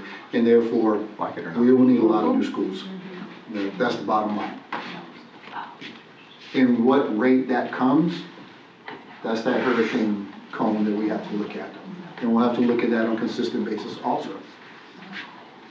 I guess I just get nervous as we get rid of portables. Of course, I guess you can always bring the new ones in if you had to, but, you know, if Patterson saw a drastic change all of a sudden, or, you know, incrementally over the years, I guess we could just address it like you Yes, said. yes, we can. And I don't think we'll see that much of a change at Patterson. We might see it incrementally, like you mentioned, that we might be able to bring on one portable if necessary to address that incremental increase that you're speaking of. So I don't see, oh, well, we gotta bring in 10 portables. I just don't see that. I could be wrong, don't get me wrong, it's a projection, but I personally, my professional opinion is I don't see that happening. It's just hard when you're a school like Patterson, there's not gonna be any new growth in that area. I think if they built anything more on Fleming Island, it might sink. Exactly, So exactly. you won't have impact fees, so it would be difficult to, you know, Right. provide more permanent space there. Exactly. As you can see, you'll see a theme that all of the neighborhoods, Magnolia West, Willow Springs, Magnolia Point, it only makes sense to put them in the new school. It just only makes sense. So you will see that every one of the options has those three neighborhoods going to the new school. It's right across the street, so it only makes sense. Option C, we took a little bit of Charles E. Bennett, the southwestern portion of Charles E. Bennett, put it in Spring Park. Took the southern point of Rideout and put it in Spring Park. That kind of helps the Rideout transportation coming all the way down to 209, almost all the way to 17 with the buses in, is it Edgewater Landing? I believe that's the neighborhood over there, so those buses have to come in there all the way down to Edgewater Landing and pick up and then take all the way back up around. So what I did is I kind of took those neighborhoods and put them in the new, and then I took Cross Creek, took it back out of Rideout, took it out of Lake Asbury and put it in the new school. However, by doing that, I couldn't take the east side of 17, it would have overpopulated Spring Park. So we still have some issues by tweaking those zones a little bit. I have some concerns about bus transportation for Rideout with all of the new road construction that the county has slated for that particular road. So the roundabouts won't work? Just asking. I live in the Lake Asbury area, and so I'm paying close attention to everything that the county has slated for all the road work, and it seems like it's all timed for the same time. It is. So I just, you know, you mentioned headaches with bus transportation, and 209, 218, 220 are about to be the worst of it. Yes. So, and that affects Rideout It does. greatly. It does. It does. Yeah. Yes. So anything that alleviates some of that would be helpful as well. Right, to take into exactly. And if we could alleviate some of that, then, let's back up a little bit. I would wonder. As you I can guess- see, also, in this option, I took out that southern end of Rideout to kind of help alleviate that a little bit, the Jeremy's Glen, Traceland, Edgewater Landing, and put those in the new school. Is that before the railroad track intersection? That is, Where 209 yes, that is right at the railroad track intersection, exactly. That, I think, is where a lot of the, The backup happens, you're correct, that is correct. Right at the turn, basically, in the railroad, yes. because I'm almost more concerned about that than I am about them coming down 17. I don't think 17 will be as difficult of a bus ride as 209 will be. That's a long bus ride. 17. Yeah, that's a long bus ride Comparatively. for them to come down. And now you're talking about buses crossing each other. You have buses going to the right, you have buses going to the left. So if we can alleviate and keep that into a compact area to have the buses all staying in one area. I don't know how many buses it's going to take, but however, those buses will stay in the same area. I guess my question is, for transportation, is it more difficult to accommodate Patterson coming down into Green Cove or to accommodate right out coming down 209? I would say right now, Patterson is probably harder to accommodate. I would say right now, Okay. yes. Now, will we have to look at that later on and look at the traffic pattern that 209 creates? Now supposedly, based on all the DRCs I've been to, all the neighborhoods that come in, if they are over 100 homes, then there's stipulations where they have to have so many entrances and based on two-lane roads and things like that. So there's a lot of stipulation that goes into, and Mr. Boland knows a lot about that, how they approve those neighborhoods to come in. There are some neighborhoods that have reservations for on that west side of 209. I'm sorry, the east side of 209. I get my east and west keep mixing it up based on how I'm looking at it. But the Watson properties are supposed to be developed. I think there's some problems with that. Could that eventually in 10 years maybe cause an issue if they don't widen 209? It probably could. However, right now, based on the population of Patterson and the traffic routes of Patterson, I would say that this is the better option. That was my question. Is there something that I could look at when you say a long ride? I have no idea what a long ride is, a short ride. Yeah. Do we have, it would maybe help me better understand when we're talking about transportation, if I could see a chart of what it looks like now or something? Okay, I will try to get that for you. Or I will like talk to just transportation. maybe Or I'll go drive it. I'll tell you what a long ride is. I'm sure you guys know where the buses are going. Yeah. Then I could look at it and say, oh, this is what he said would shorten the route. Okay, I just don't know what the route is. okay. I can That tell make you, sense? without stops, which, you have to factor in the stops with a bus, Right. without stops, from Patterson to that west side of 17 would be 15 to 20 minutes. Probably. Without stops. Yeah, about 20 minutes. That's quite a long bus ride. Plus he consults with transportation too. Absolutely. They've weighed in on the plans. I just don't know what it looks like now, And that's why major thoroughfares are a natural boundary that he looks at, because it does impact everything. That roads, rivers, bridges, and even though they call it an island, it's really not an island, it's a peninsula, but it sells better.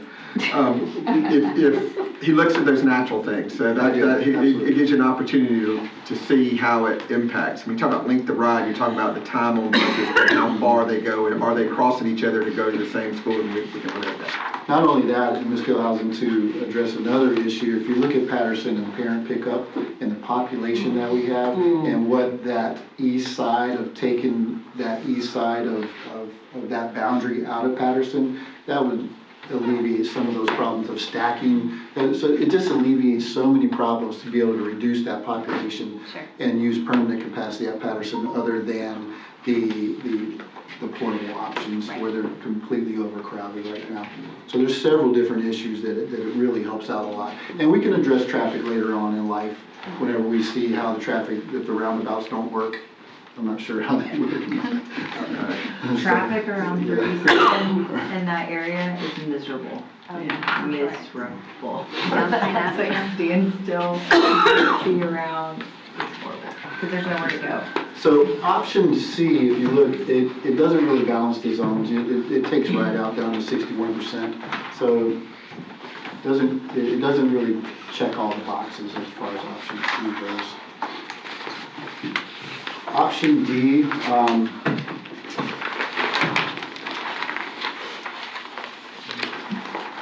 option D, I kind of explain what I'm doing in option D. Option D, there's a study area.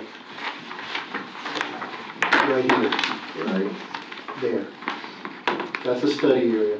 That's Annabelle Island, kind of the north side of Sandwich.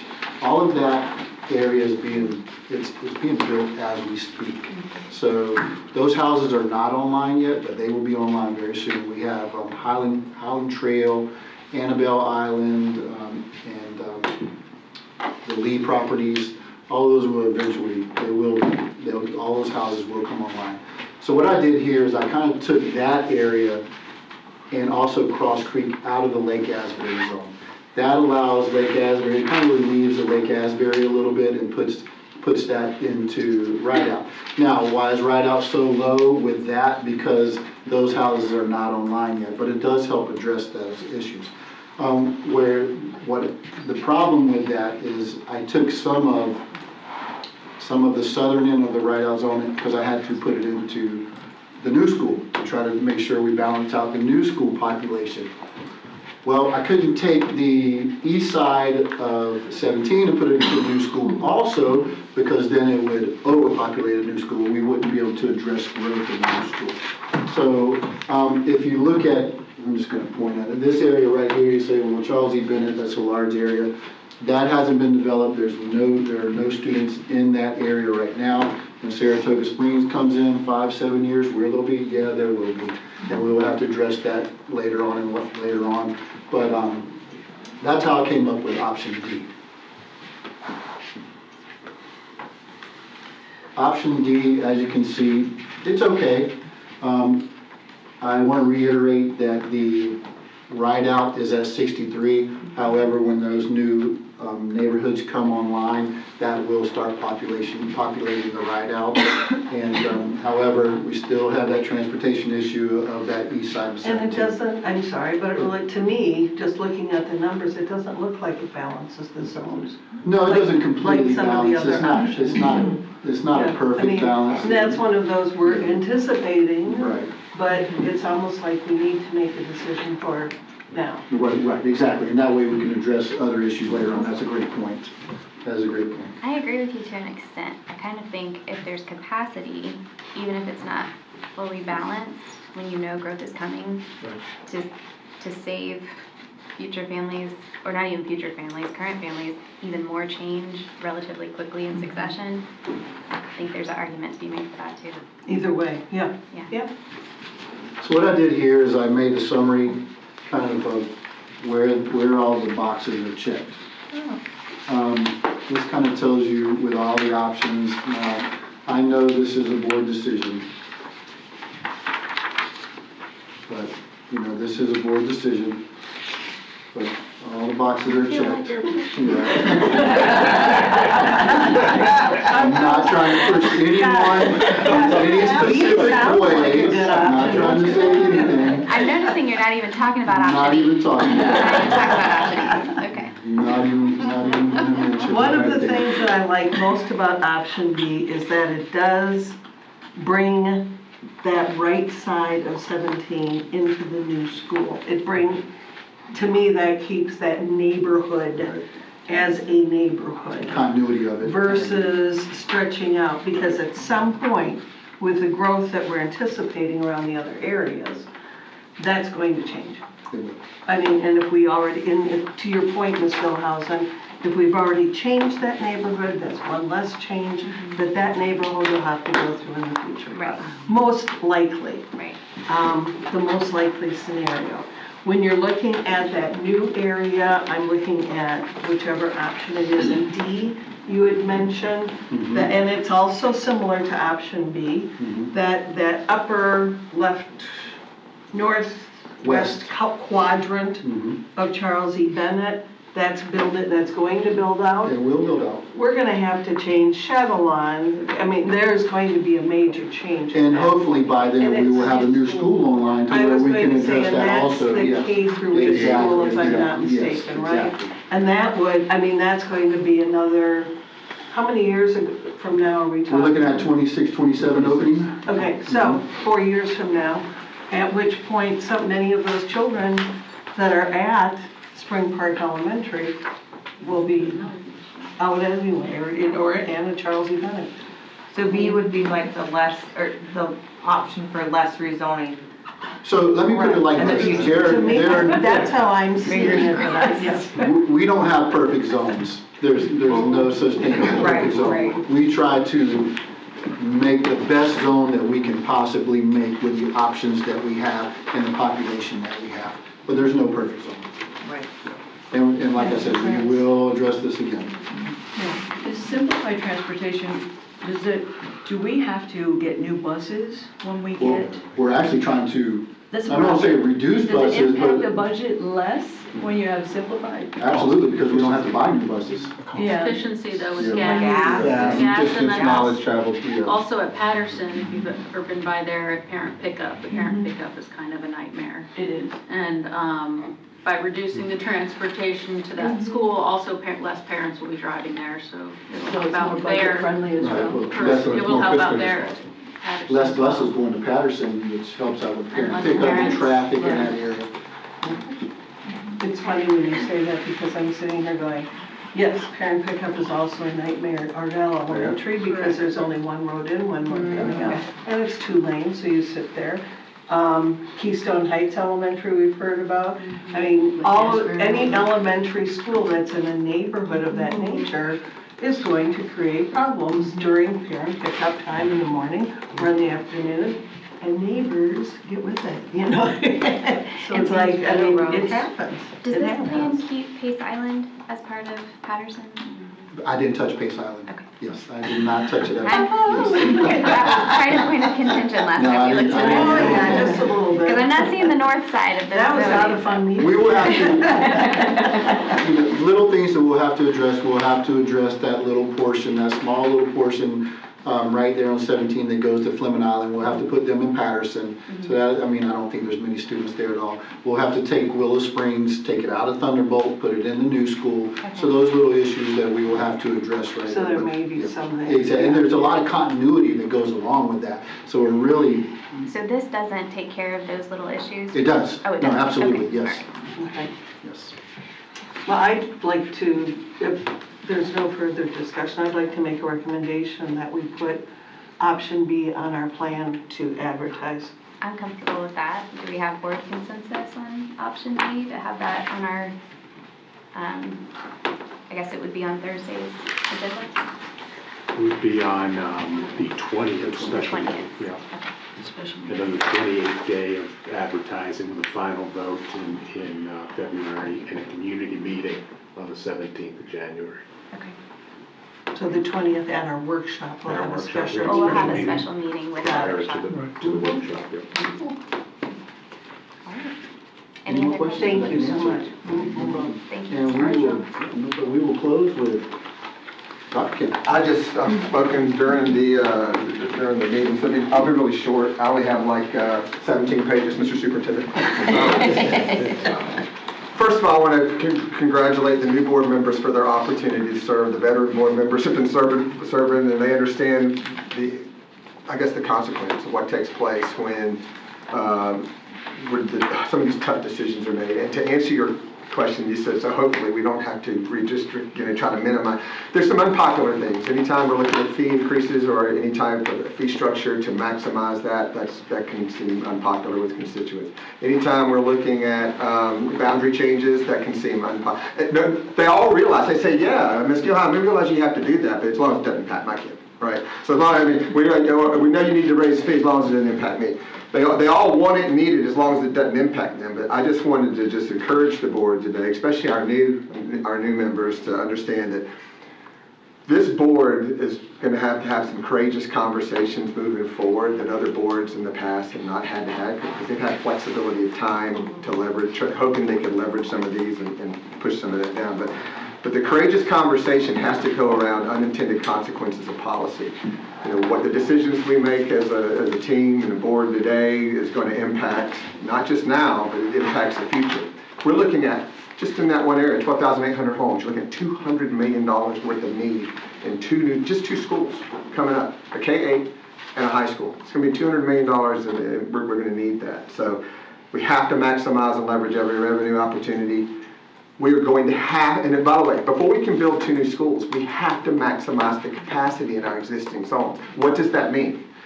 That means we've had the privilege of redistricting for the most part when we have a new school. Those are always easier to do when you're opening a new school. Now, we did do the Orange Park Oak Week, and you saw some of the pushback of that. But I can tell you, just like our neighbors next door, we are going to have to meet to maximize capacities of schools, not only because we're opening a new school, but because we have to maximize our capacities before the state would give us approval to build the new schools, which means we will be looking at rebalancing, nicer word, rebalancing capacities over the school over the next year. So, with that said, we don't have the benefit of time. We have to maximize everything we can because the unintended consequences of not doing that is we can't maximize what we should be maximizing because the law changed. That's we need to maximize that 50%, my recommendation would be, and also be prepared, strap in, because we are going to have to come back and we're going to have to continue with the growth that's happening, we're going to have to make changes. So I want to thank Mr. Addison. It's his first public, he did great. We hired the right planner, and his opportunity to serve is going to be more. Can I ask Kirsten how I do? All right. Thank you. I appreciate your time. All right, Mr. Superintendent? Okay, just kind of a beautiful segue, that he probably spent well over 100 hours of time to get to that point, right? So, I'm going to review the board agenda for this board meeting. It's important to realize, just the thought process about a board meeting. A board meeting is really a celebration of the work that's already occurred, if you think of it that way. The work is occurring every other day, and then it's just a celebration of that, the execution of that, and of the agenda items. So if you kind of put that in perspective, usually at a board meeting, all of the questions have been resolved. That's the purpose to the workshop. It's the purpose to having all of the days before a board meeting to ask the questions that need to be asked for you to affirm what your decision is on any particular agenda item, right? So I think I would just kind of point that out to you. And since this is the first time with new board members that we're doing it, it's going to take a little bit of time to talk about process more than I normally would. That each board meeting, we have a student showcase, we have a school celebration in the beginning, right? Because if you didn't, how would people know the good work that's happening at those places, right? So we have 42 schools, so it takes a good amount of time to kind of get to the point. I think this is like year 4 to finally come back to recycle. Every school's had an opportunity. Now we're going back to the original people years ago that came, because there's only X number of board meetings in a year, so you can't cover every school.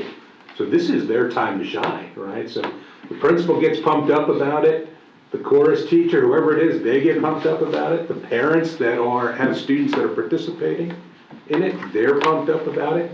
So again, it's kind of a celebration of the work that's out there. So we have Clay High School chorus will be there. It's Clay High School's night in honor of Miss Gilhousen. She graduated from there. Once a Blue Devil. Always Blue Devil. So it just happened to be her, and your first meeting as chair. We typically go through a recognition and awards piece. This time we have Len Matisse, who's a professional golfer, in an anti-bullying contest. We're celebrating students who participated in that. We're also recognizing our Founders Week Art Contest winners. We're going to recognize our School-Related Employee of the Year and Teacher of the Year semifinalists. That's kind of like the top 10, if you will, for those. And then all things athletic with Mr. Scromolo. We have the recognition of our Student Athletes of the Month, our County Coaches of the Month, and a check for the American Cancer Society. And then the school showcase is the presentation by the principal, trying to give you a little bit of information about the school. At that point, we kind of make a last call for comment cards, and then we hear public comment. So just a couple quick things about public comment. Public comment is really designed under the policy for for citizens to share their thoughts on the items that you're voting on, right? At the discretion of the board chair can allow comments on items unrelated to agenda items. And that's pretty much been our standard MO, but that's originally what the policy states. It's always my intent to have good customer service for all folks, and that's every day of the month, not just on the first Thursday of the month.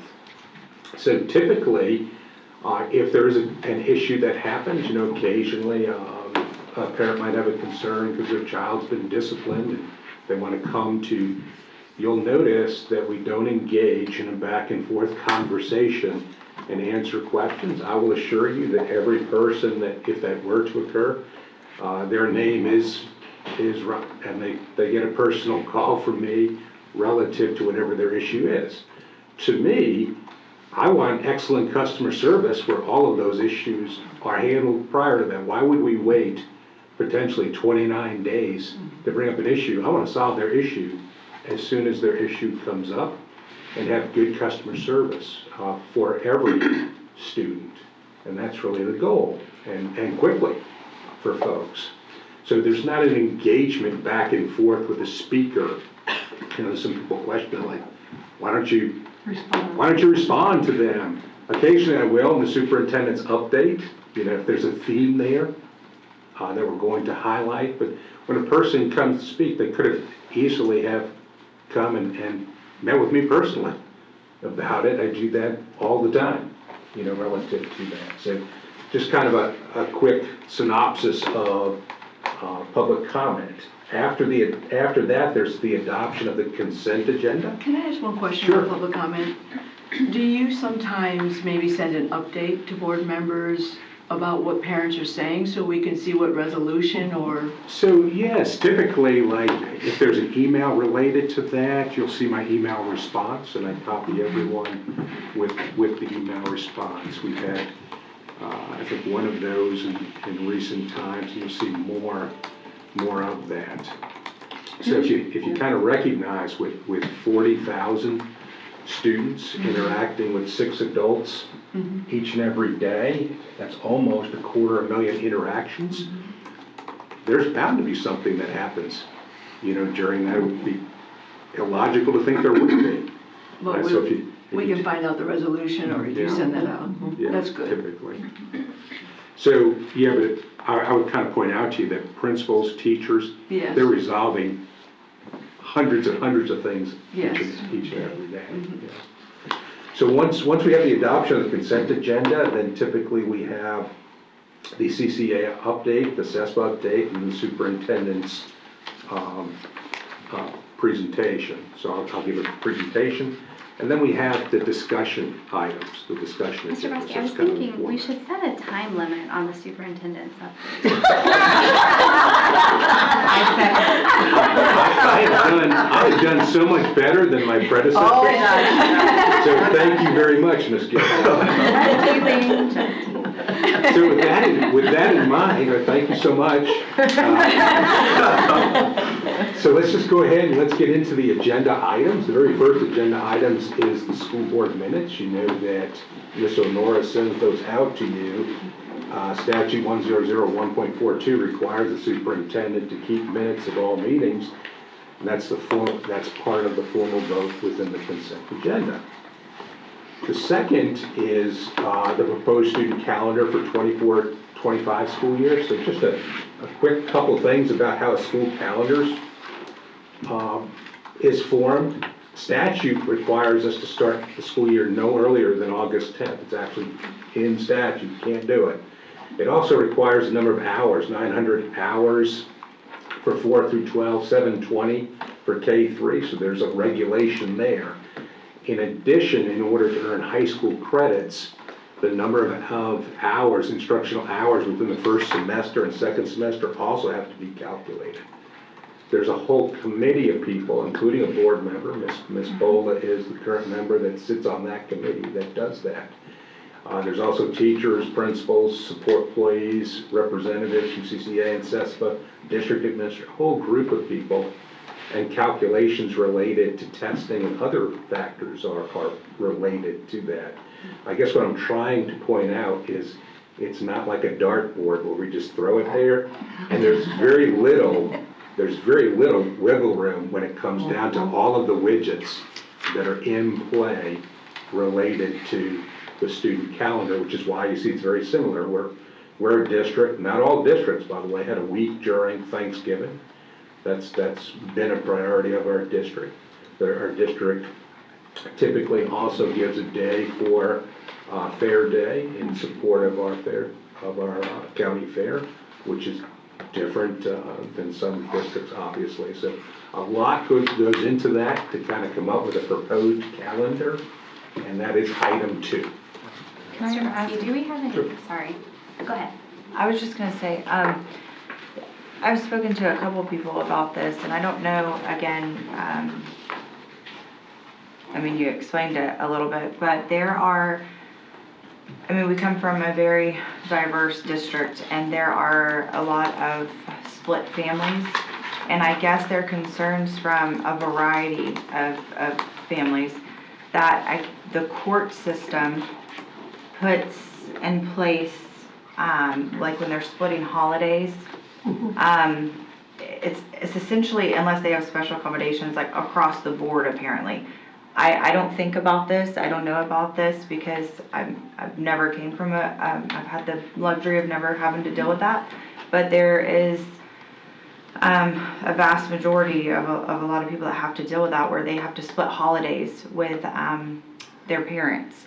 And they just ask that we take in consideration, especially around Christmas, that there isn't enough time. I guess we used to have more days before, we used to get out earlier. And then with the courts, it was able to where they could split their time better. And I know we should. Isn't that dictated by what day of the week Christmas falls on? Exactly.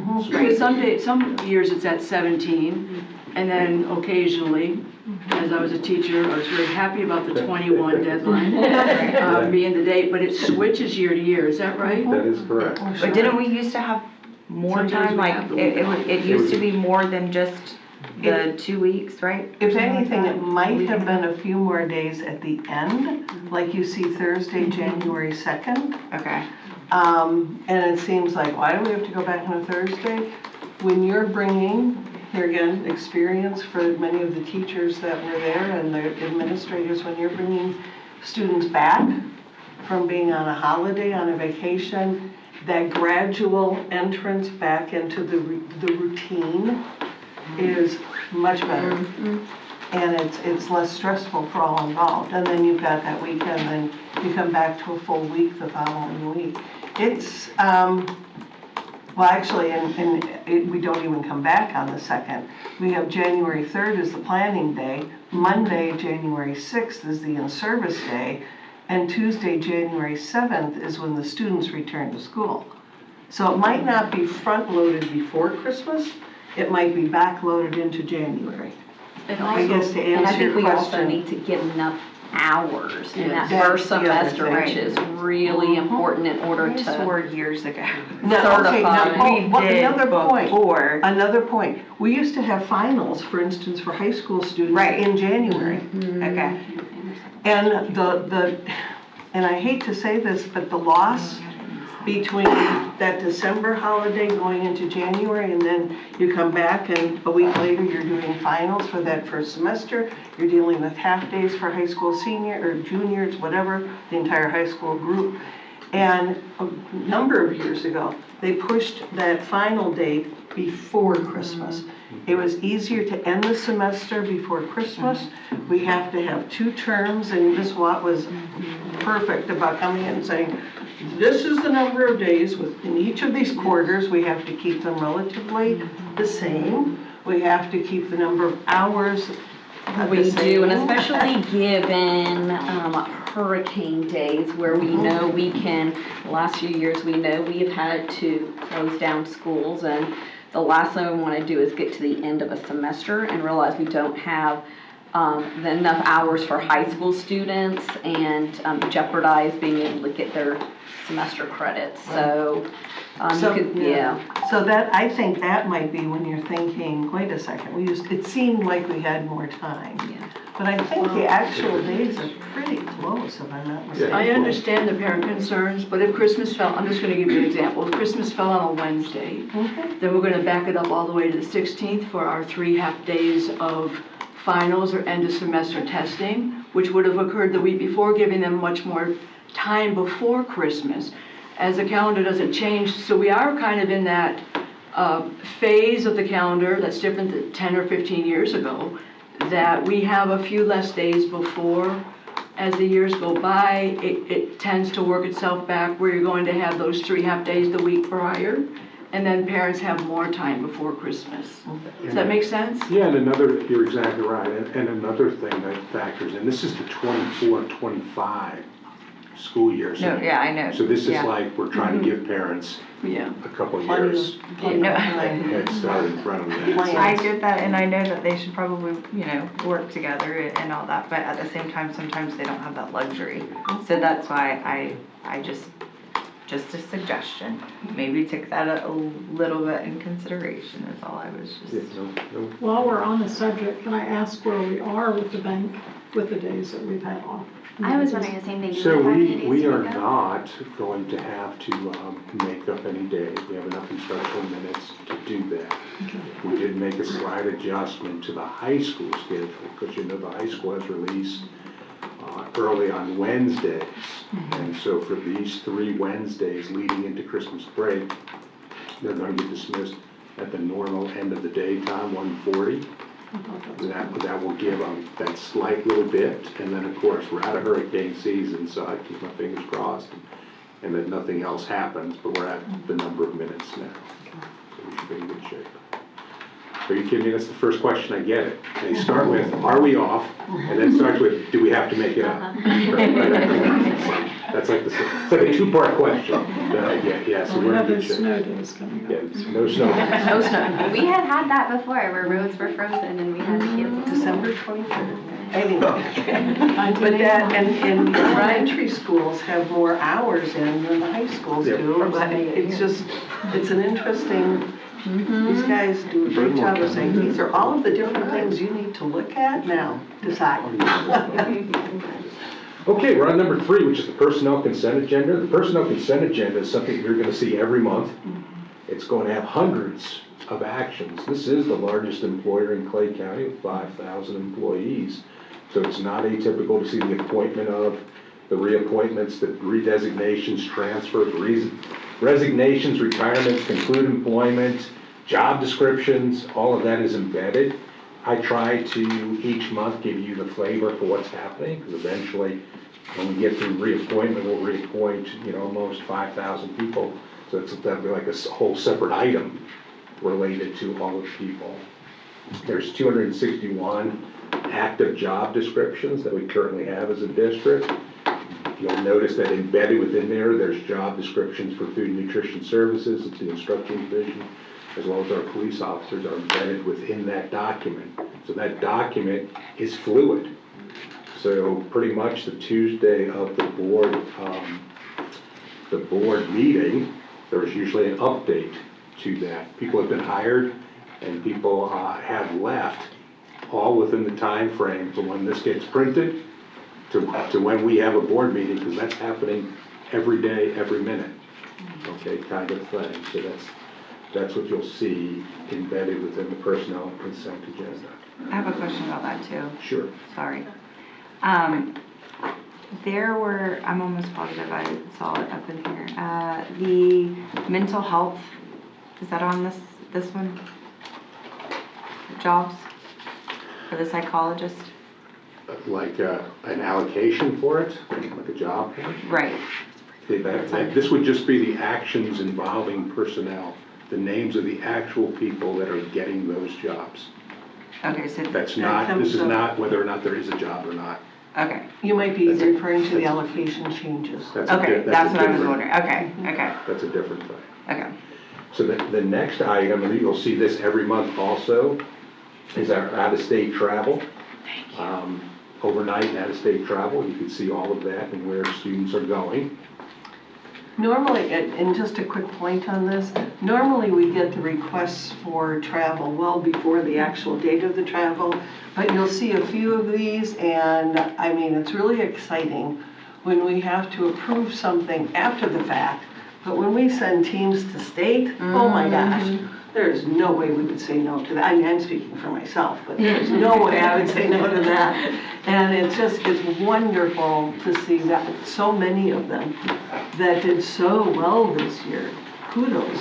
And to your point, Ms. Bola, so that's just so everyone's on the same page, that's set by the FHSAA, so what happens is a team will win and they have to go within like 3 or 4 days. So that's why it's Yep. kind of retroactive on there. But that was awesome. Okay, next item is approved PENDA amendment to add third grade to PENDA. PENDA is a science program. One of the challenges, particularly in grade 3, a heavy focus naturally on literacy and math skills, right? Nothing's changed. The ability to read, write, and do arithmetic is still the foundation of the cornerstone of what happens within the classroom. This aims within the confines of science and bring that forward. We've had great success. Our district is 5th out of all 67 counties in assessments related to science. This further adds or enhances that. And I loved the opportunity to bring third grade into this, by the way, just speaking from experience, because when the students take the science exam in 5th grade, they're tested on information from 3rd, 4th, and 5th. And so many of the teachers have to go back and reteach so much of that because they lose it, over the time. And so this is a phenomenal opportunity for that. And These are off of the state test scores, is that what we're comparing this to? Yes. So the next item is letters. Can I ask one question about Sure. PENDA? I'm sorry. Sure. We're not using the program in lieu of hands-on science and exploration. No. No. Or because as a Nothing. science major, young children, screen time is a concern to me. Hands-on exploration, engagement with their teacher. I get sometimes concerned about having so many different online programs that at some point, being so young, and maybe we could just help me understand what happens with that. So the gold standard is the teacher in the classroom interacting. That's always been and always will be. I think that I would point out that sometimes you need to supplement what happens with the teacher, still at the direction of the teacher, of course. You know that there's a heavy focus on individualized instruction with students, and that's the way to do that, either through small group within the classroom and a centers approach where students would rotate from one activity to another, and this would be part of that process. Okay, which gives even more. May I add to that, so the board Yeah. understand? So, first of all, a hands-on, I think we can all agree that that's better when you can do it, assuming it's still aligned with the standards, because you can do a hands-on activity that's unaligned with the standard. And PENDA was written specifically aligned to the Florida State Right. standards, more so than the actual textbooks. Bear in mind also that elementary school teachers of the 3rd grade age are teaching everything, right? So they're doing an ELA and math and everything, and not all of them may have strong science backgrounds, right? They can Yes. only be an expert in maybe 1 or 2 things. And so this sort of helps the teacher align themselves directly to the state standards. And the 3rd graders were the only ones of the students in our district that were being assessed that didn't have access to this program. And the data that we had from the 4th grade and up demonstrated that those kids that were doing PENDA were achieving mastery and proficiency at greater levels than those that weren't. So this includes them and makes sure that everybody that gets assessed is there and allows the teacher to have a program that they know if they're working in that activity, it is aligned to the standards that will be assessed for the student. Does there need to be pre-teaching or building a background knowledge, or does the program in itself, let's say they assigned it for home reading, does the program in itself bring that, help them with their success in that lesson? Well, background knowledge in anything is going to help the student be more successful, right? So, Yes. as a former teacher, you know that you have, once you've done a baseline assessment of the students in your class, some are going to be here, some are going to be lower, and so forth. So I think the answer to that would depend on the classroom that we're talking about using it, right? Right. So assuming that they have some students that are, let's say, average in doing that, there would be less background knowledge probably that would be that put into place before they got going on PENDA. And conversely, if they had students who demonstrated in baseline assessments that they had more remedial needs, they would do more groundwork there before getting into the program. I've seen how it works in the secondary. I was just wondering how you involve a third grader in that system, so. Well, it's that specifically targeted for the third grade. Okay. Is this in the same vein as like Achieve 3000 and iReady? Is the implementation, I guess, of it going to be? No, not at all. No, it's total, it's complete, like Achieve 3000 is, well, we would go on a long tangent here if we get into all of that. It works differently. I guess my question is, the implementation of it, is it going to be like kids go to the lab to use it, or is it in the classroom? No, you can use it, like my son who's in 8th grade uses it at home, like he gets assignments on it. So it's kind of within the teacher's purview, how they think it is most appropriate. How they for their deploy it. classroom. Okay, that was Is my it- question. I'm Per the sorry. It's not website, like you a- can use it all the way. Is it something they Lab, grade if in it's done at home, or in or the is it- classroom in small It groups? can be. You can do it. So it's essentially a tool that you're That's my offering concern. teachers, but it's not going to be, It's just reinforcement of the standards on which they will be assessed. And the curriculum specialist will find ways to embed it within the curriculum guide and map so that you can just have a natural fluid process to it. So they can kind of pick and choose and customize based on what they think standards need to be reinforced. Because you have 25 of those what are called fair game third grade standards that just need additional reinforcement and embedding those skills, because those, like Roger had stated, you know, when you have teachers that are self-contained, oftentimes they do struggle if their background isn't science. So we sometimes will have teachers that have misconceptions being taught, so this kind of helps reinforce what those standards are and how they should be taught in the classroom. In the textbooks, it's like some textbooks are specifically retrofitted by the textbook company for Florida standards, right? Some of them are not, they're national standards. The textbooks that we have access to at this time are national standards. So there are some overlapping standards, but they're not identical to Florida standards, and PENDA is tailored to Florida standards. That's the key. so if you have a teacher who doesn't want to give class time to a computer program, they don't have to. It could be Correct. something that they use at home. This is or not this is your science replacing, homework this is not routine. standing in lieu of the curriculum, it's auxiliary. Okay. I do think it's an excellent opportunity in small group. And can this be used for tutoring as well? Yeah, you could utilize it for tutoring. See, I was thinking about it that way, or just understanding that some of the students do not get it, even when you sit down and do a hands-on activity, that has the opportunity to reinforce it in It's another way. it's intuitive and easy to work at, and I can vouch for that because I got to help my son with it last night and was sort of successful, so if I can use it, I'm pretty confident others can. So we think that maybe this, I read that you thought it would help advance our achievement in science, because is it still that 3, 4, and 5 are tested together? Yeah. And then 6, 7, and 8, so it could also be used at not only foundational level, grade 3, but you can use it to review and maintain the skills they've learned, is that? Yeah, that's a huge piece of it. So like you talked about the differentiation in a small group and, you know, teachers being, like again, just being able to customize it based on what they need and looking at data from a school-wide approach, like what areas do they traditionally, what standards do they traditionally not score well in? And that could be an area of focus that those teachers could hone in on, especially in third grade. Well, what makes this important, and this is a broader conversation about these types of programs in general, is that there is no silver bullet, right? There's nothing, there's no textbook and there's no program, not PENDA or Achieve 3000 or this textbook or that textbook, that does it all and can differentiate everything for every learner in every classroom. So it becomes sort of more of a matter of deciding, can we pair a couple of things to hit the most number of students at the same time, and then try to track the data to see indeed are we moving them forward. And sometimes those tools have expiration dates. People become fatigued off them, or they learn they learn the tricks so they can kind of cheat through it, or whatever the case may be. So there's not one thing that we can deploy every time, all the time, that's going to work. But the data that we have of Pennant from fourth grade up was encouraging. So, first, 2 questions. Is there an expiration date on the contract? I don't have the contract in front of me, but we didn't do it for 1,000 years or anything. The contract itself was for 3 years total. For 3 years, okay. I wrote the amendment just for beginning right now to the end of the 3 years. Okay, But it'll have to be renewed at 3. okay. Well, the teachers get some, I guess, professional development to bring this into the 3rd grade, because I remember when we brought Achieve into the 3rd grade, it was kind of a little bit of a struggle because it's new.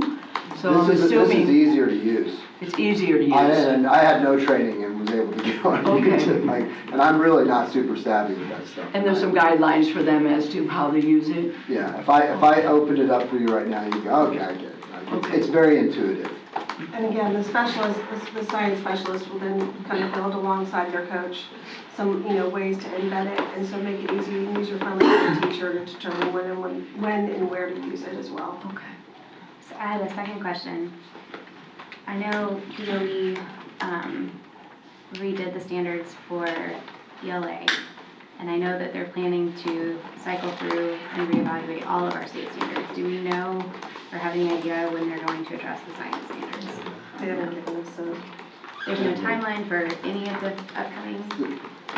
Not for science, we just converted to the best standards for math and language arts the year before. Right, So there- but for history and science, we no don't have anything. timeline. Any idea? Okay. Because that's what I'm wondering, we purchased this to get into alignment, then is this program going to come into alignment when the standards are revamped? I think that they're very interested in making sure that they're aligned, because Florida's their major market, Okay. so they align with Florida standards. Okay. With the FSA, we were doing FSA language arts, FSA math, FCAT science. So it's It's always lagged behind. Nobody wants to touch that one. No, when it works, why fix it, yeah. Okay, the next item is letters, and letters is language essentials for teachers of reading and spelling. This is to provide tier 3 interventions for students, so teachers that are teaching either intensive reading or tier 3 interventions focusing on phonological awareness, phonics, fluency, vocabulary, comprehension, writing, and language. So essentially, it is to help with the professional development of teachers relative to this, to be in compliance with the statute. Are we allowed to sign up for that? And I just wanted Looking at to, recertify. I wanted to thank you, Mr. Daly. I sent you some questions about letters last minute. I appreciate the thorough response. I think it's important for people to understand when we're asking, so I guess being good stewards of our money, understanding when we ask for $75,000 more. I found out through your response that we have, it's not just the 47 teachers, there's 106 currently in the program that it will benefit. And I also think it's important because it's part of the reading endorsed process. I really feel after I read that, that this is probably an ideal way to address reading. Does this mean that when teachers go through the program, then there are reading coaches, people helping them implement the skills they're learning? Like, before when we did reading endorsement, people would come in and watch you do lessons. Is that part of it? Well, the expert on it, I asked to be here this morning, because she's doing the work day in and day out. If you don't mind. No, I would just love to hear it. I think it's good for the folks to know. Give you the most thorough answer. So thank you all for letting me come and speak today, and I really appreciate that. And I really appreciate your questions. I thought that they were very fiscally responsible questions. So having to do with the letters program, the beauty about the program is it really builds the teacher's capacity where in fact that they could take on the role of a coach. And so it's not only building their capacity as a reading teacher, but also building their capacity as a leader at their school. And so that they can not necessarily train the trainer, that's not what I'm indicating, but it's building their capacity in a way in which they are an expert in reading. So that, but to address the question with coaching isn't always something because that's an evidence-based practice. and that we love here to implement in Clay County. That type of coaching support is always embedded, and in state statute is now required, that anytime you provide professional development centered around reading, that is followed up with continuous coaching support. Because what we don't want is a one and done. And the beauty of letters is that it is a one-year program, and within that one-year program, all of the support, because it's our job embedded reading endorsement program, is embedded throughout that entire process. So not only are they finishing as a teacher with the capacity to be a coach themselves, but they're also receiving real-time support to ensure that what they're learning, because it's a lot. I actually did some research on it, and it's very, very intense. Very And so I was intense. wondering about how we track how the effectiveness of the program, because it does say that it's very strenuous, Yes. and in itself can teach them a whole lot over that time. So before teachers even engage in that process, I thoroughly go over the whole entire course with them so that they're aware of the commitment they're making, especially with the expense that's associated with it, because it is such a benefit for our district to be able to offer the letters program to our teachers.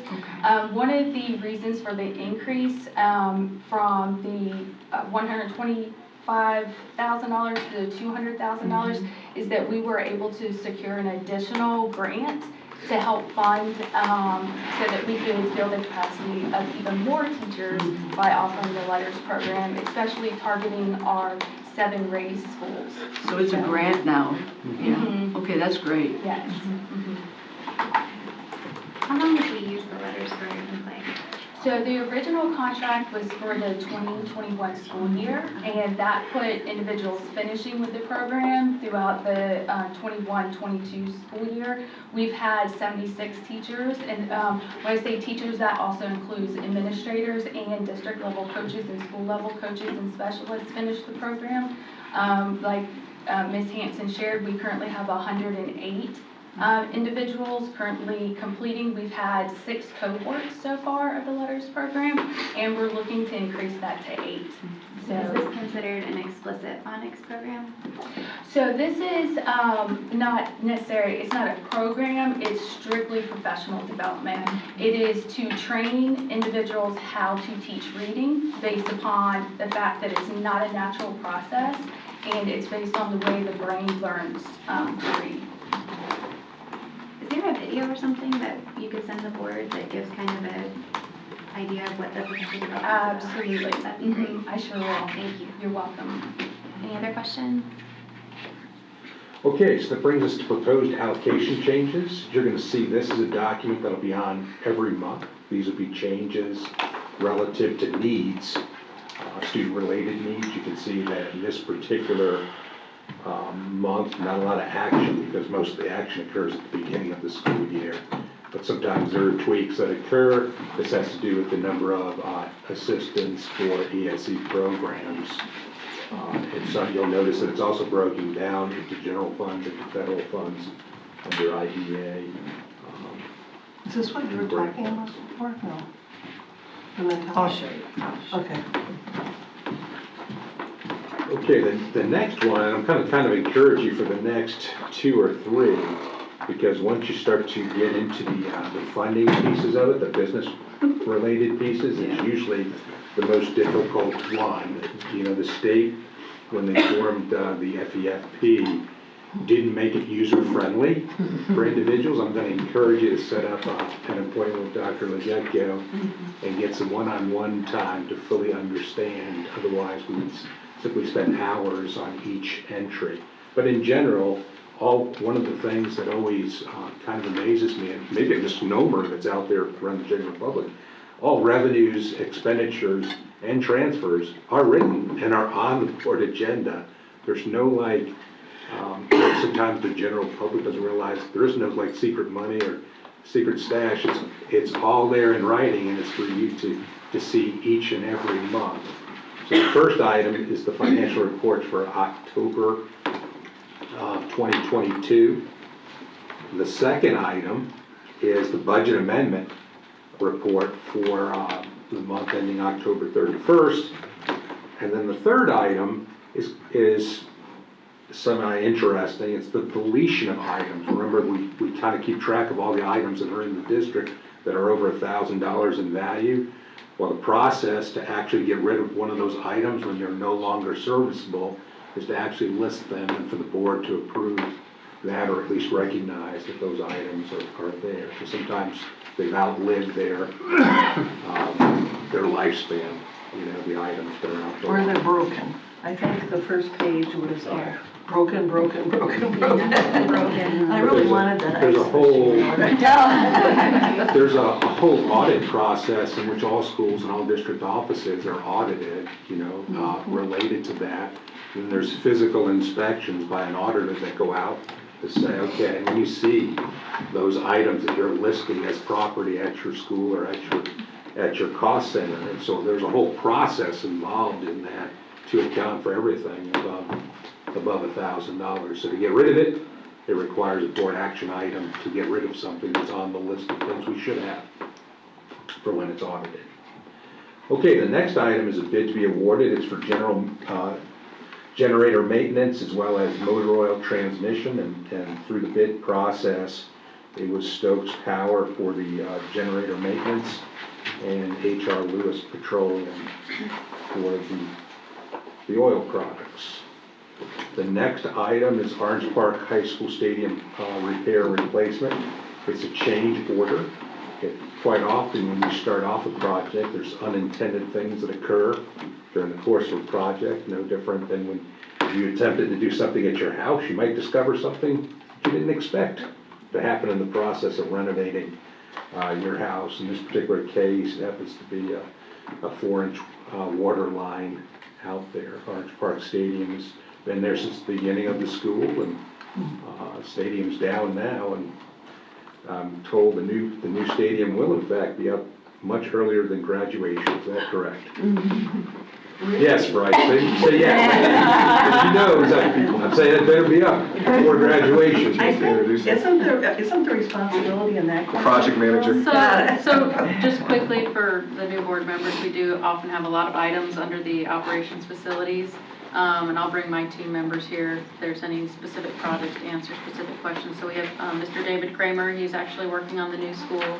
And Jeff Marks is working on a lot of the stuff at Orange Park High. And then also Stephanie there in the middle, she's our Director of Code Enforcement, because we have to comply with, we are heavily regulated with our projects that we do. And then of course Lance, you met this morning, and Chief is also under operations as well. But as we go through, we'll try to answer any questions you have about specific projects. Can I just ask a basic question? When the buildings are so old, maybe, let's say a school is 50 years old, is it quite common when they go in to fix something, there's a slew of regulations that you have to use money to fix? Is that what happens? So, yes, and unintended, like if you're looking, and they can speak with more expertise, but if you're looking like, why does it cost more? Is because, you know, under SREC, we're under so many regulations that have to be met in order to be in compliance with the law.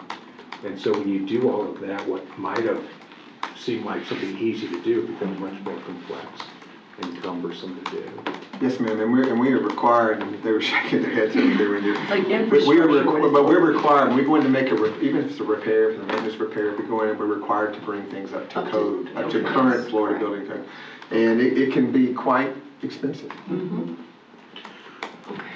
Okay, so the next item is school concurrency proportionate share mitigation with D.R. Horton. So this is when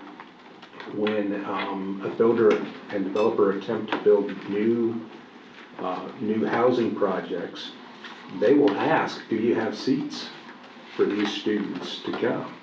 And so based on our understanding of it, which is 310 single-family homes in Brandonfield Park, in that particular project, there's 42 high school student stations that would not be met. So then we would, the cost of that to the builder is $2,122,000 in change.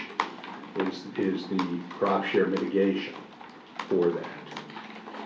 One way of looking at this, and probably the way I tried to look at it in my mind, is kind of like an upfront impact fee.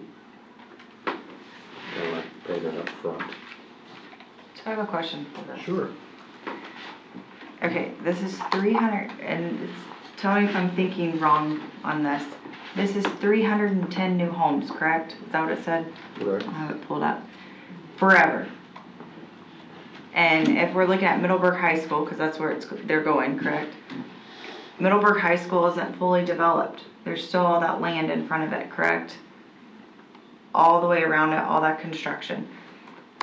2.1 million, is it? Right. Is going to our impact fee, which said can't go to new or old facilities, right? Only the growth. It can't go outside of its area.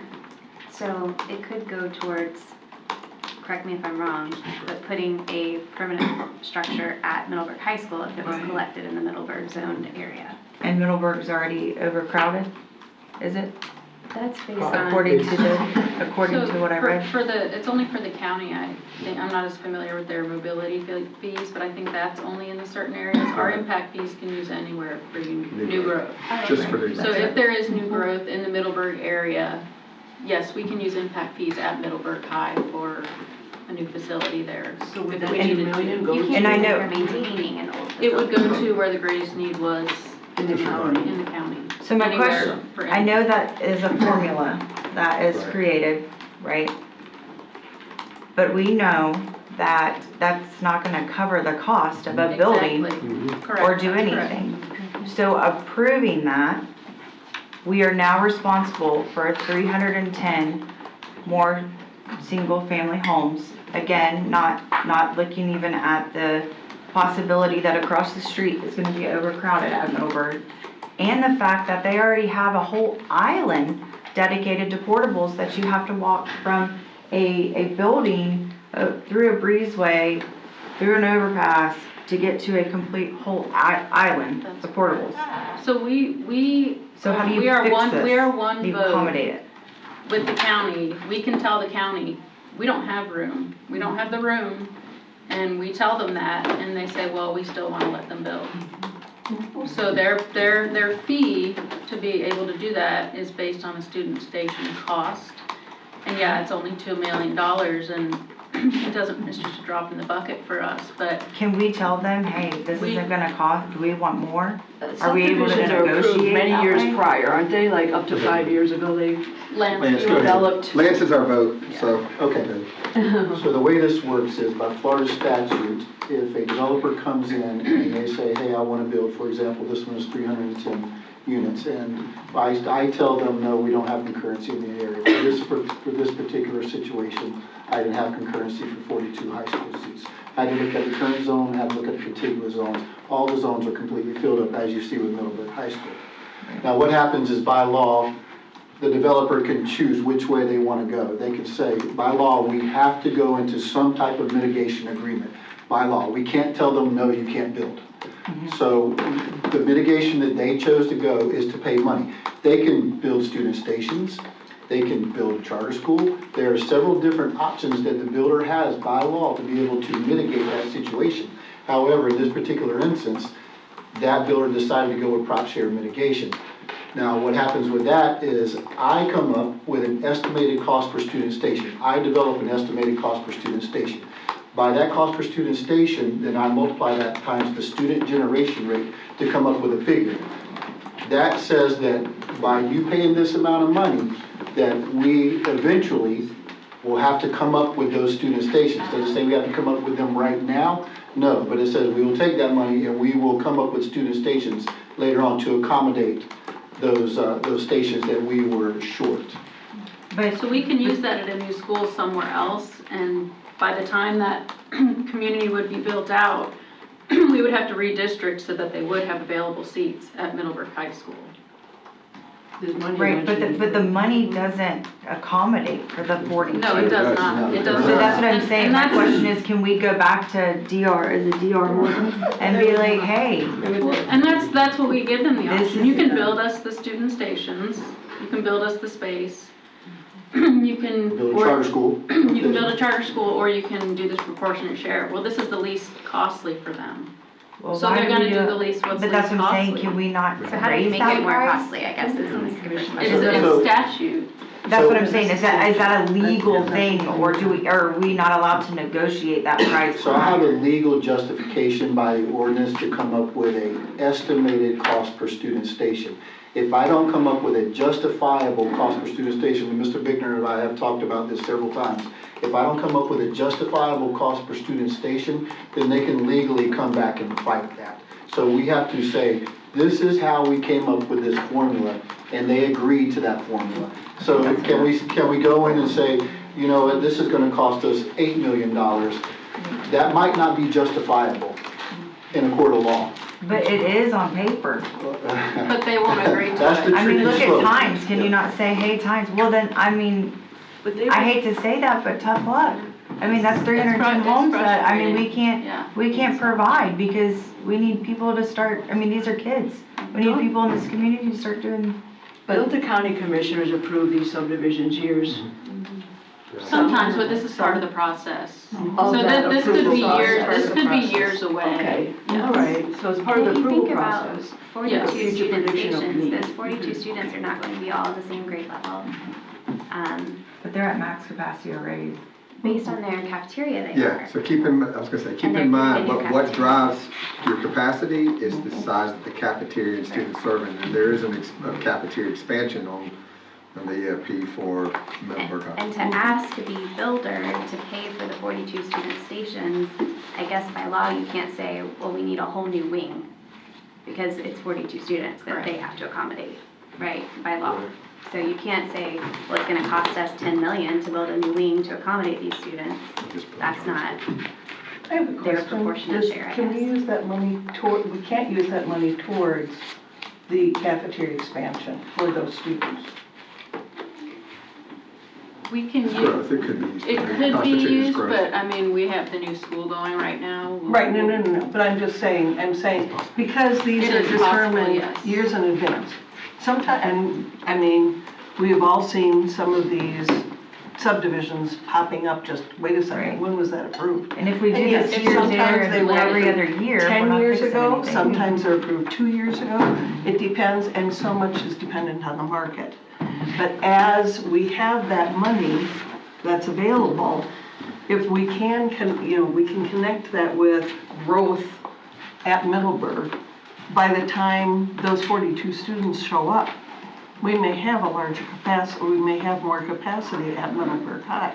And my So thing it's is not, that- it's my thing not is an that just like- immediate thing like right now. Well, my thing is it's not just, that's 42 students now, right? Or, No, you know, so this 42 is, now. this is just. Well, a I mean, like, agreement. well, for 310 homes, that's the prediction now. Yes. How do you not know that in those 310 homes, there's not gonna be a pile of families that come in? You don't, but we Right. have to. And then say- across the street, we haven't even developed Correct. all that, you know, and then we talk about, yeah, okay, we can redistrict. But that is just my thought, if we constantly are doing this, here, That's the there, battle we face. everywhere. That's the nature. That's You the know, battle it's the we face nature of on a the daily beast. basis, is trying to accommodate new growth student stations. We go through this on almost daily, weekly basis.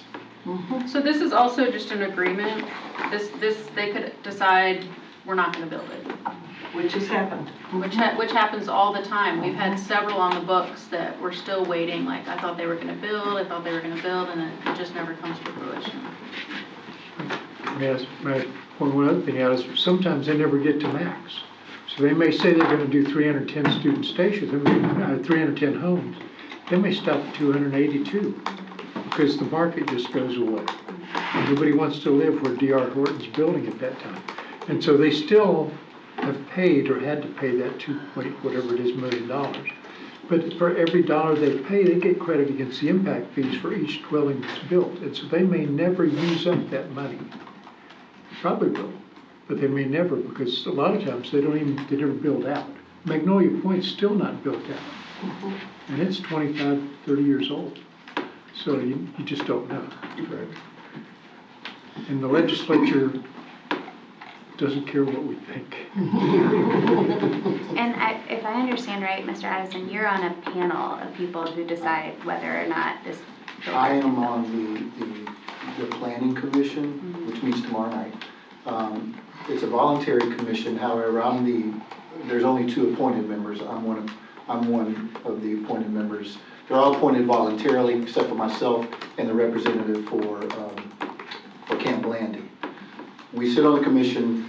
I have a vote on residential. I don't have a vote on commercial. So any residential that comes in, I look at the agenda prior, kind of like you guys do, and I say, okay, can we accommodate this or can we not accommodate this?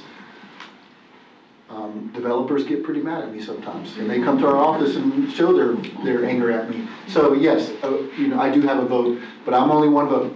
One We can address the many? concerns. Pardon me? How many are on the committee? 7, and I normally Camp Landing doesn't show up, they don't have any issues. I constitute the 8th vote. And you're the only one representing the school That's district? correct. One with the issue. Yeah. Okay, are we good? Are we good? I think. Good as we're gonna be. Okay, the next item, just to kind of segue here, Dr. Kemp kind of referenced the number of high school cafeteria renovation. Well, that's all done through the educational facilities plan, and that's what that document is. It's a 5-year plan. Please keep in mind that those projects change and are reassessed constantly, so it's a fluid document. That's what the plan is. Next, you'll see a bunch of operations projects. It's Orange Park Junior High School HVAC repair and replacement for buildings 1, 2, 3, and 4.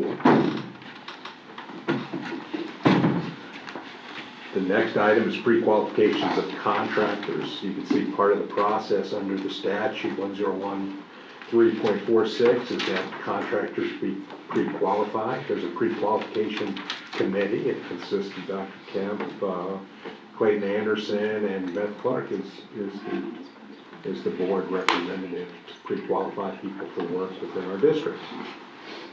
The next item is Wilkinson Elementary School cafeteria and kitchen renovations. Next is Ridgeview Elementary School's replacement of building 1, 2, and 3, and the shingles above the cafeteria and kitchen area. You can see that quite a few projects, so I know that sometimes you're out at schools, you hear about our schools, and our schools are aging facilities. Some are over 90 years old, right? And so we're constantly doing that, of course, after the half-cent sales tax and many different forms of revenue being applied here. You can see that the operations department does a tremendous job of bringing forth many projects.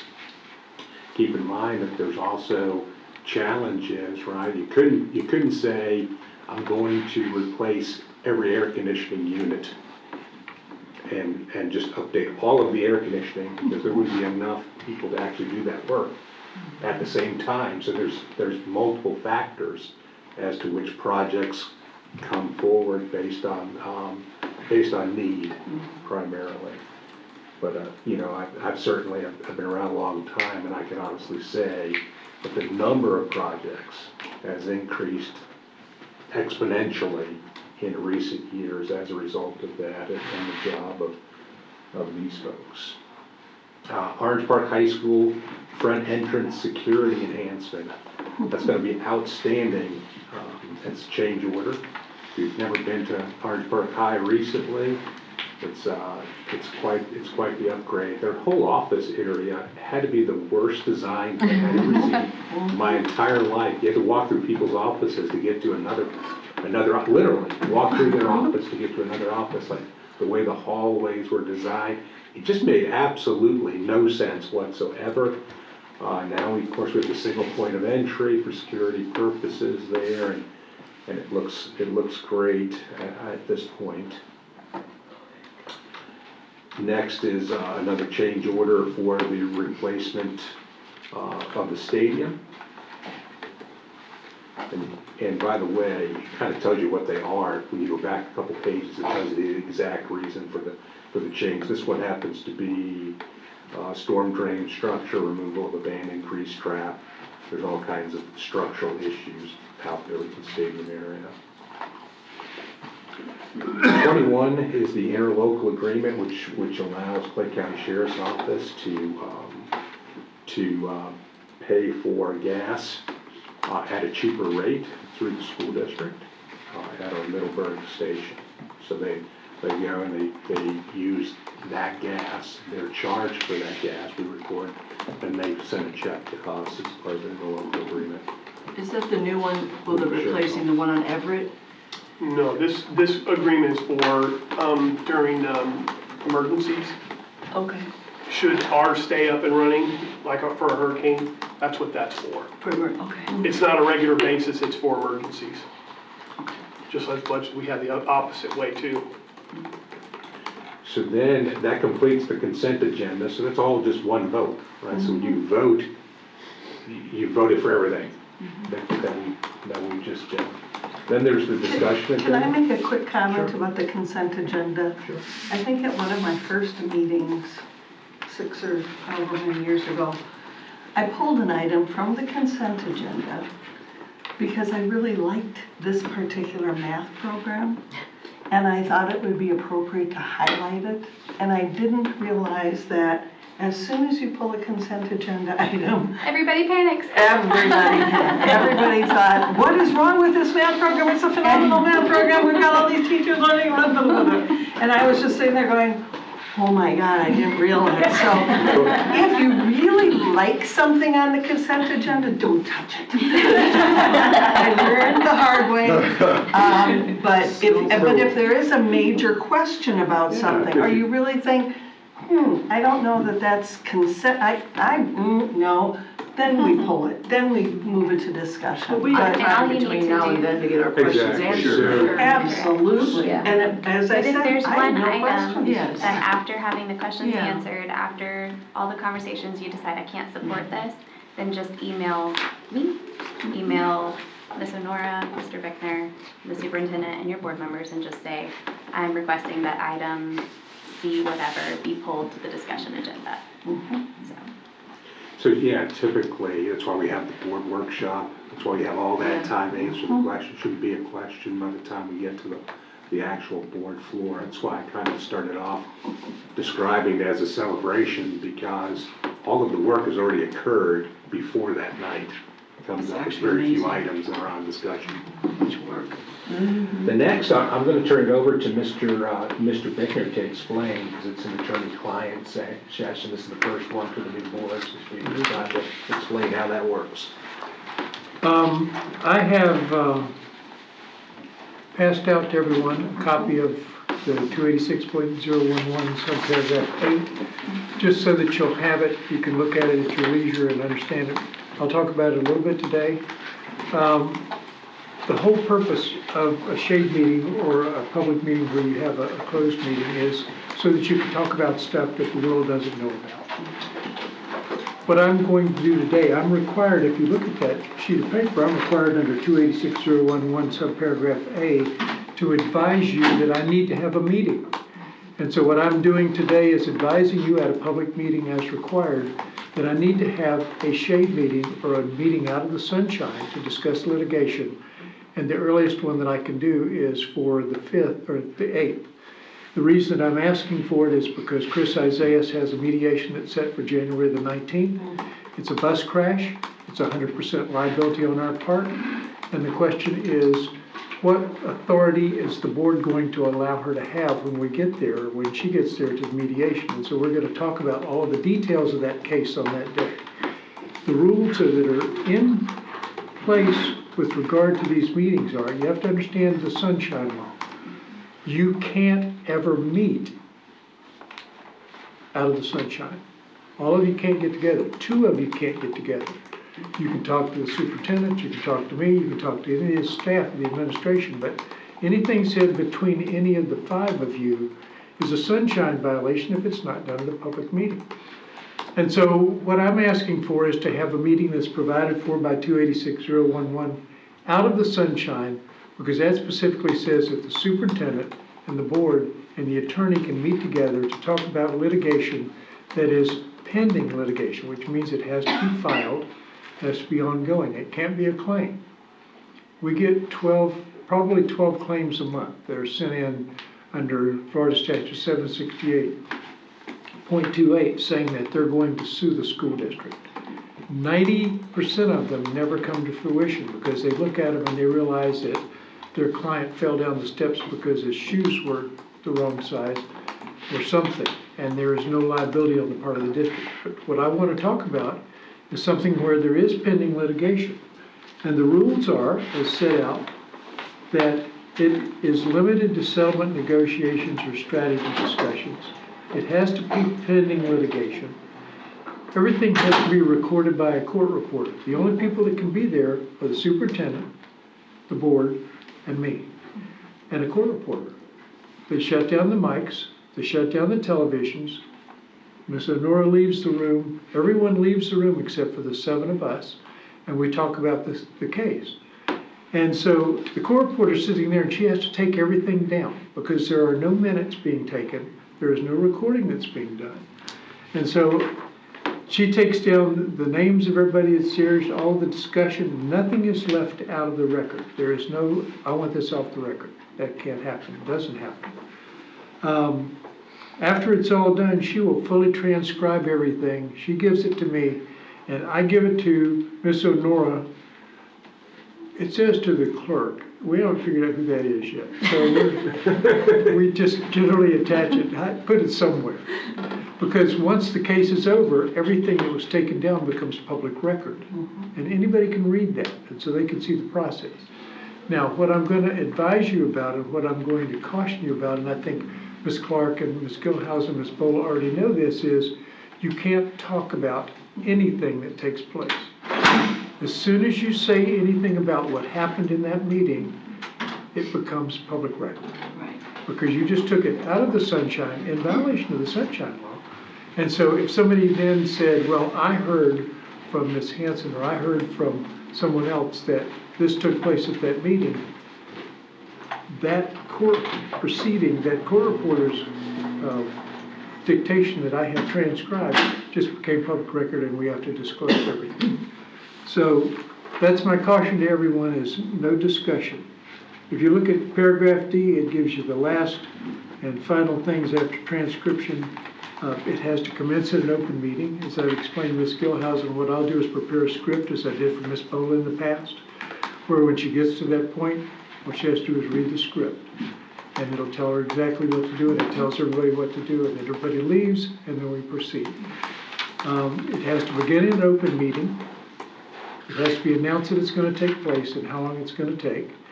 And then it has to end at the same open meeting. And so at the end of that, you come back into session, and the board chair will announce we're back in full session, the meeting is over, the time is so-and-so, and then you can proceed with the rest of that meeting, or you can just say if there's nothing left to do, which is what I expect.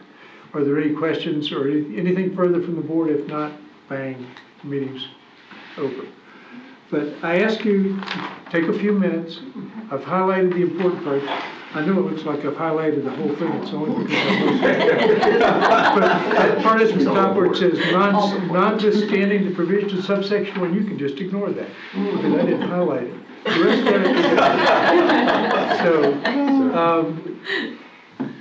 it, at this point, I'm advising that I need to have a meeting with you on Thursday and to discuss litigation in the shade. And basically what I need is consensus from the 5 of you so that I can go ahead and do that. Even though I've already put it on the agenda, I can strike it if I have to.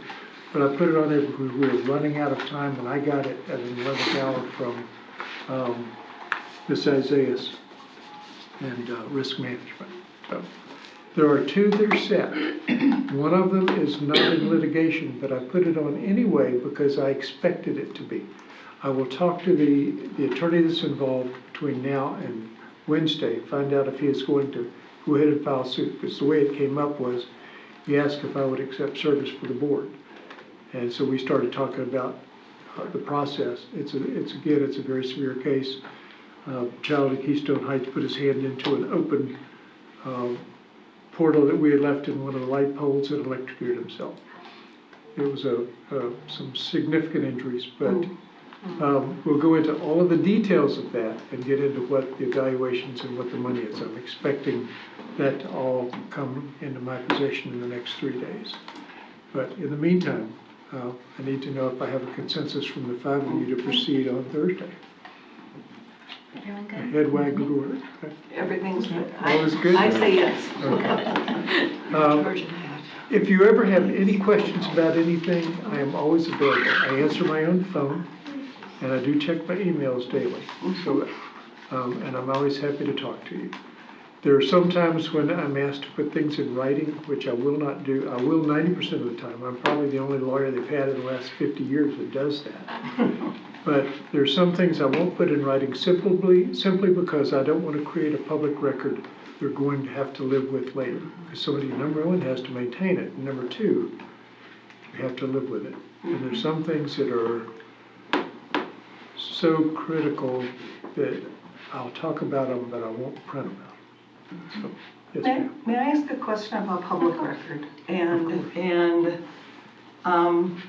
business of the board? If I'm sitting at the dais and I'm working on, and I pick up my cell phone and I start doing something with my cell phone and somebody in the audience sees it and says, I want to know what Ms. Bola was doing with her cell phone. It's none of their business. Say that again? Unless you're doing board work on your cell phone at that time, it's none of their business. Now, I have had some time in the past, back in 15 years, where a board member was sitting up there talking to someone in the back of the room, and they were saying, ask this question, ask that question. Well, that's board business, and that becomes a public record just like a text. When I text you about board business, that text that's on my private cell phone is public But record. how does that community member know? I thought that the sunshine law training we had at FSBA said that if you are using your cell phone at the dais and they can see it, whatever is on there is then public record. That's what I've heard as well. The only way that they Recently, that's why I was asking. If you look at the sunshine law under 119, it says that it has to be in furtherance of the public's business. Okay?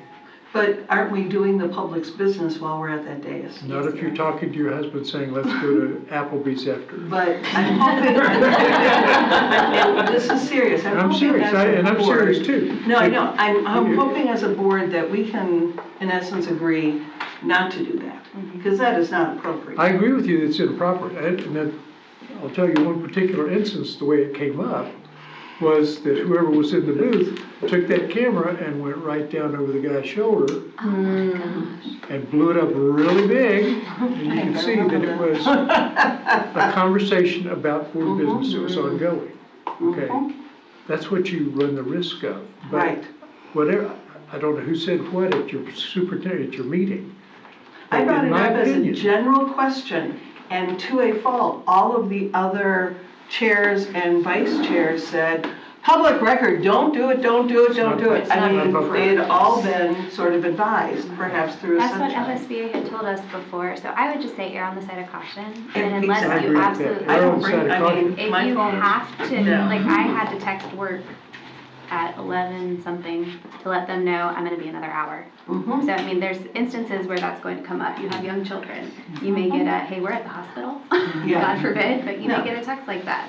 So there will be those rare instances where you might have to respond to something on your phone, but I would just err on the side of caution as much as possible and not engage with your phone.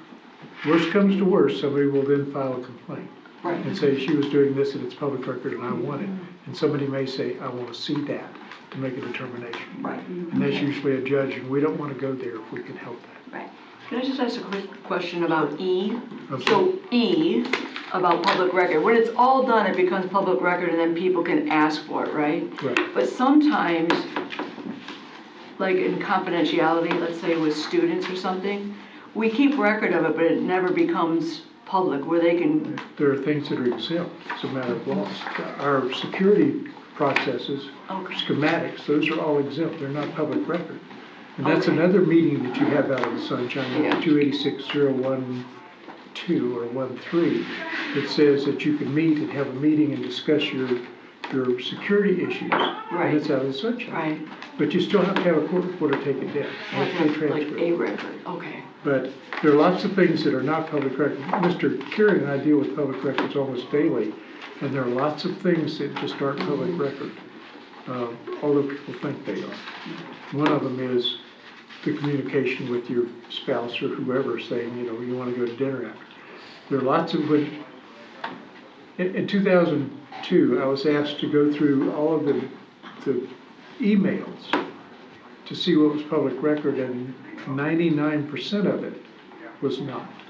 It was just stuff. Right, okay. Because it had nothing to do with public business. But, for instance, student records, health records, not public record. Right.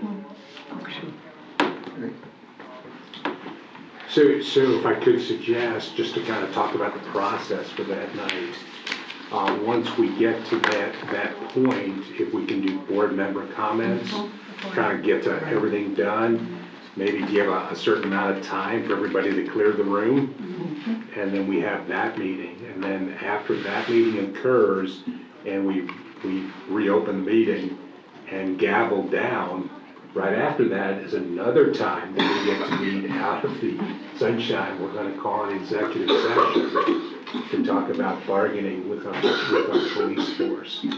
So this new board has gotten a total smorgasbord. Right, look at all the opportunities to serve that you've experienced. Redistricting, impact fees, student discipline, two out of the sunshine meetings, all in one day.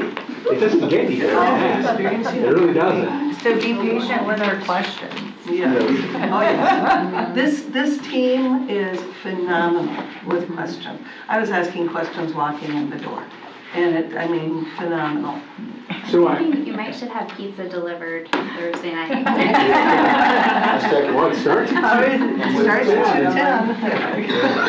Yeah, so occasionally, one other thing that occasionally happens is we do have human resource special actions. At this particular exact moment, there isn't one on there, but that occasionally happens.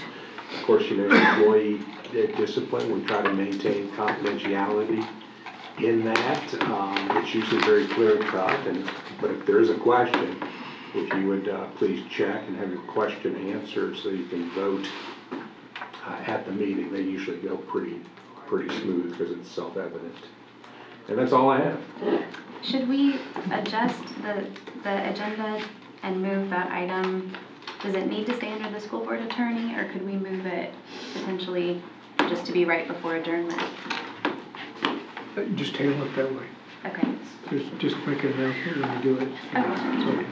Okay, so we don't need to readjust the agenda, just make the announcement we're going to. Unfortunately, in this system, the tail wags the dog, and you can't do much with that agenda. So if I could, also one other announcement, if we could, we gave you a copy of the legislative priorities for the last 3 years. If the board could look at those, make considerations for that on the 20th workshop, if we can bring this topic up and have discussion related to that so that we can move forward with that. Mr. Rusky, in that same vein, I know we had discussed exploring the potential for hiring a lobbyist. Would it be appropriate to discuss it at that meeting, or should we? I think we could. I've been doing some research on it since the last time. A variety of, it's a whole smorgasbord if we look at how others have done. I've also talked to our legislative delegation, and in fact, I got a meeting this Wednesday about this very topic, and so we could bring that topic up, and really the question is, if so, with whom? I've seen some districts actually hire people from within the district, like an employee, St. John's, for example, our neighbor, as an employee that's dedicated directly to that, and that's all that they do. It's called the Director of Policy and Government Relations.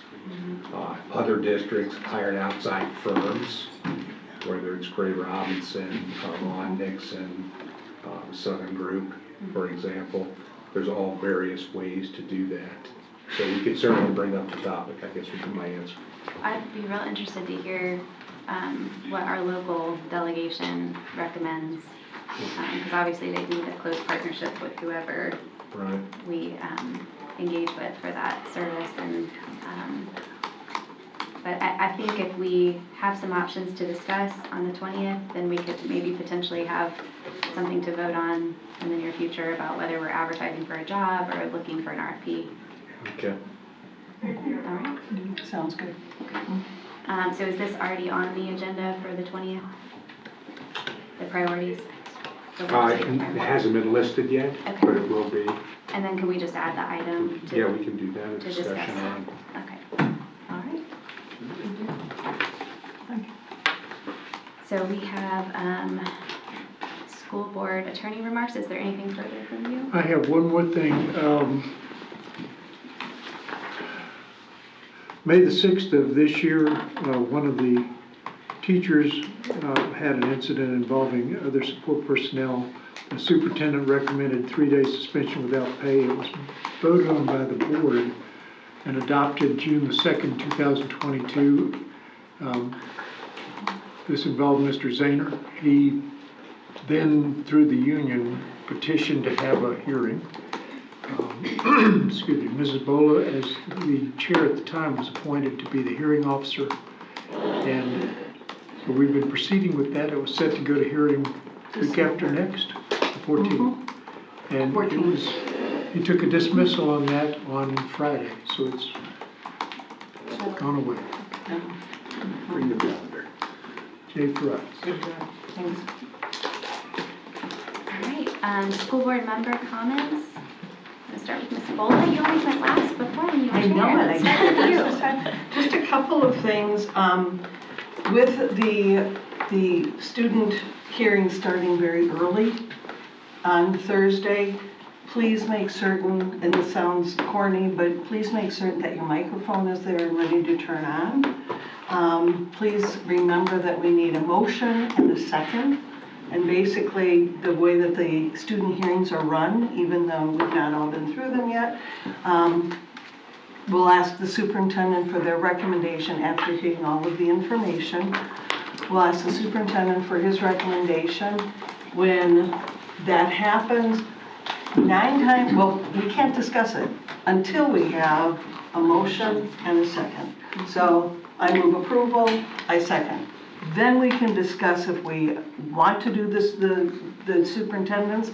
9 times out of, I'm going even 99 times out of 100, we go with the recommendation because it has been through so much up to that point. So just a reminder that we'll need that to get the discussion going if we need to.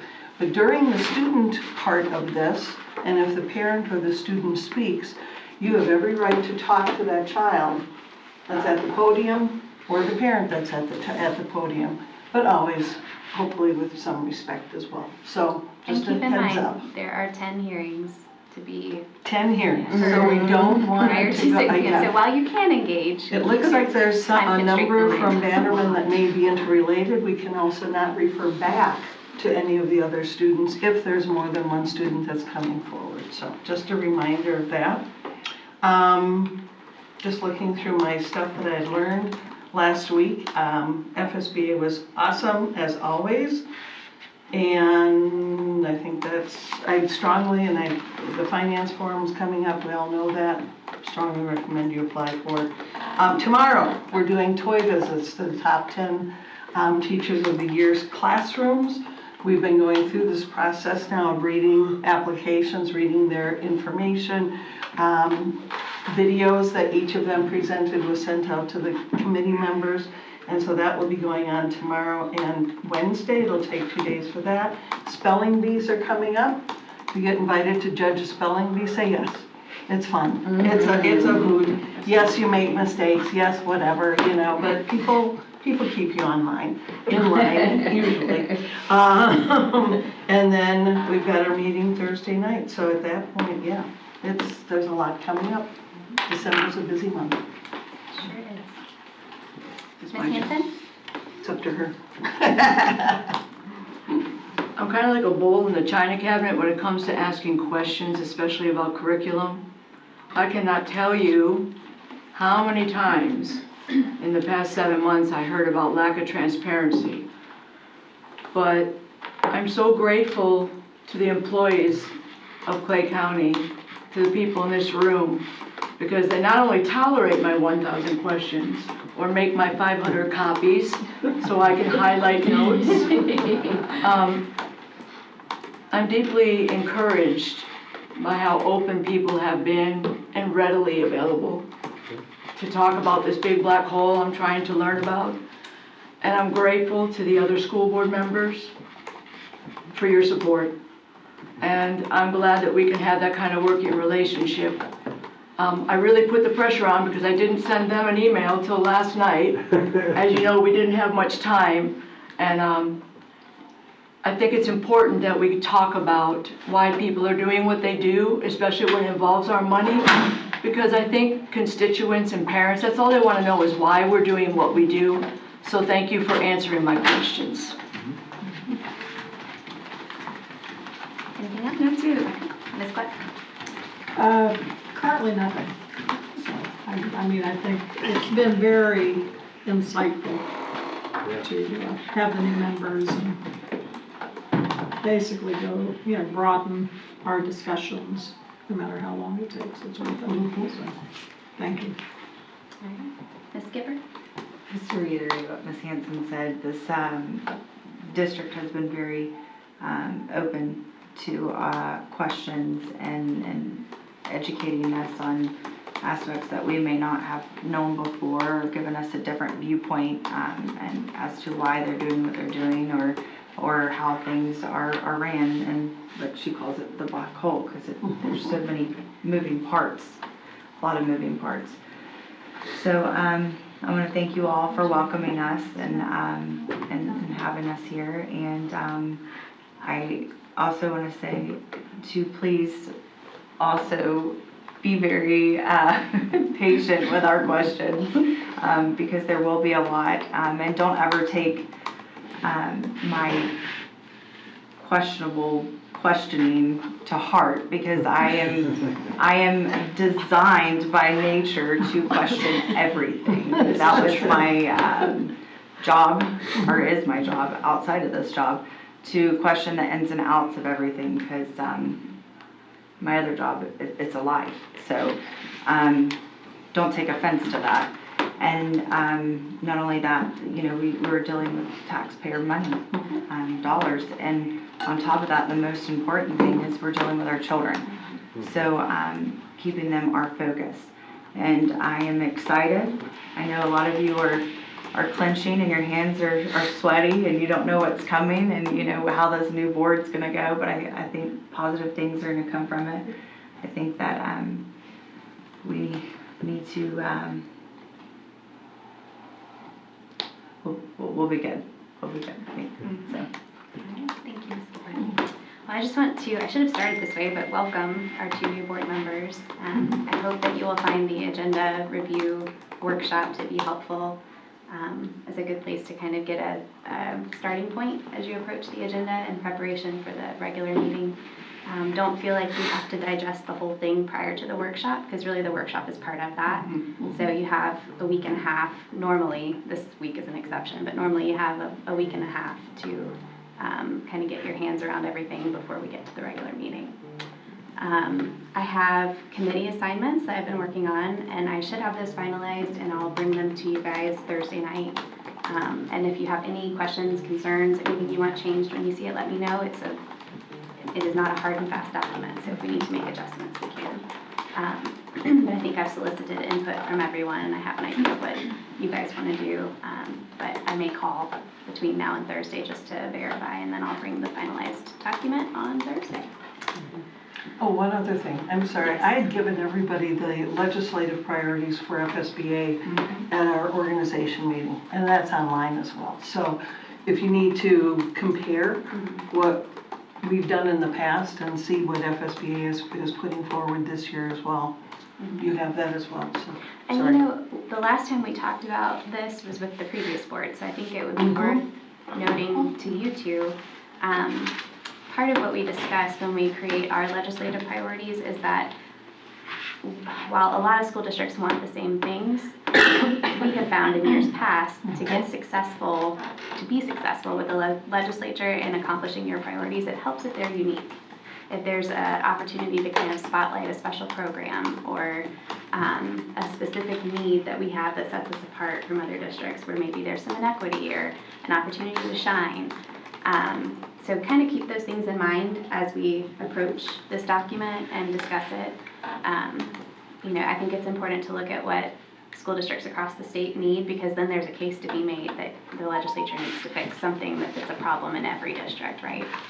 But we also have unique needs here in Clay that I think are important to represent as well. So, anything further for discussion? I will adjourn the meeting.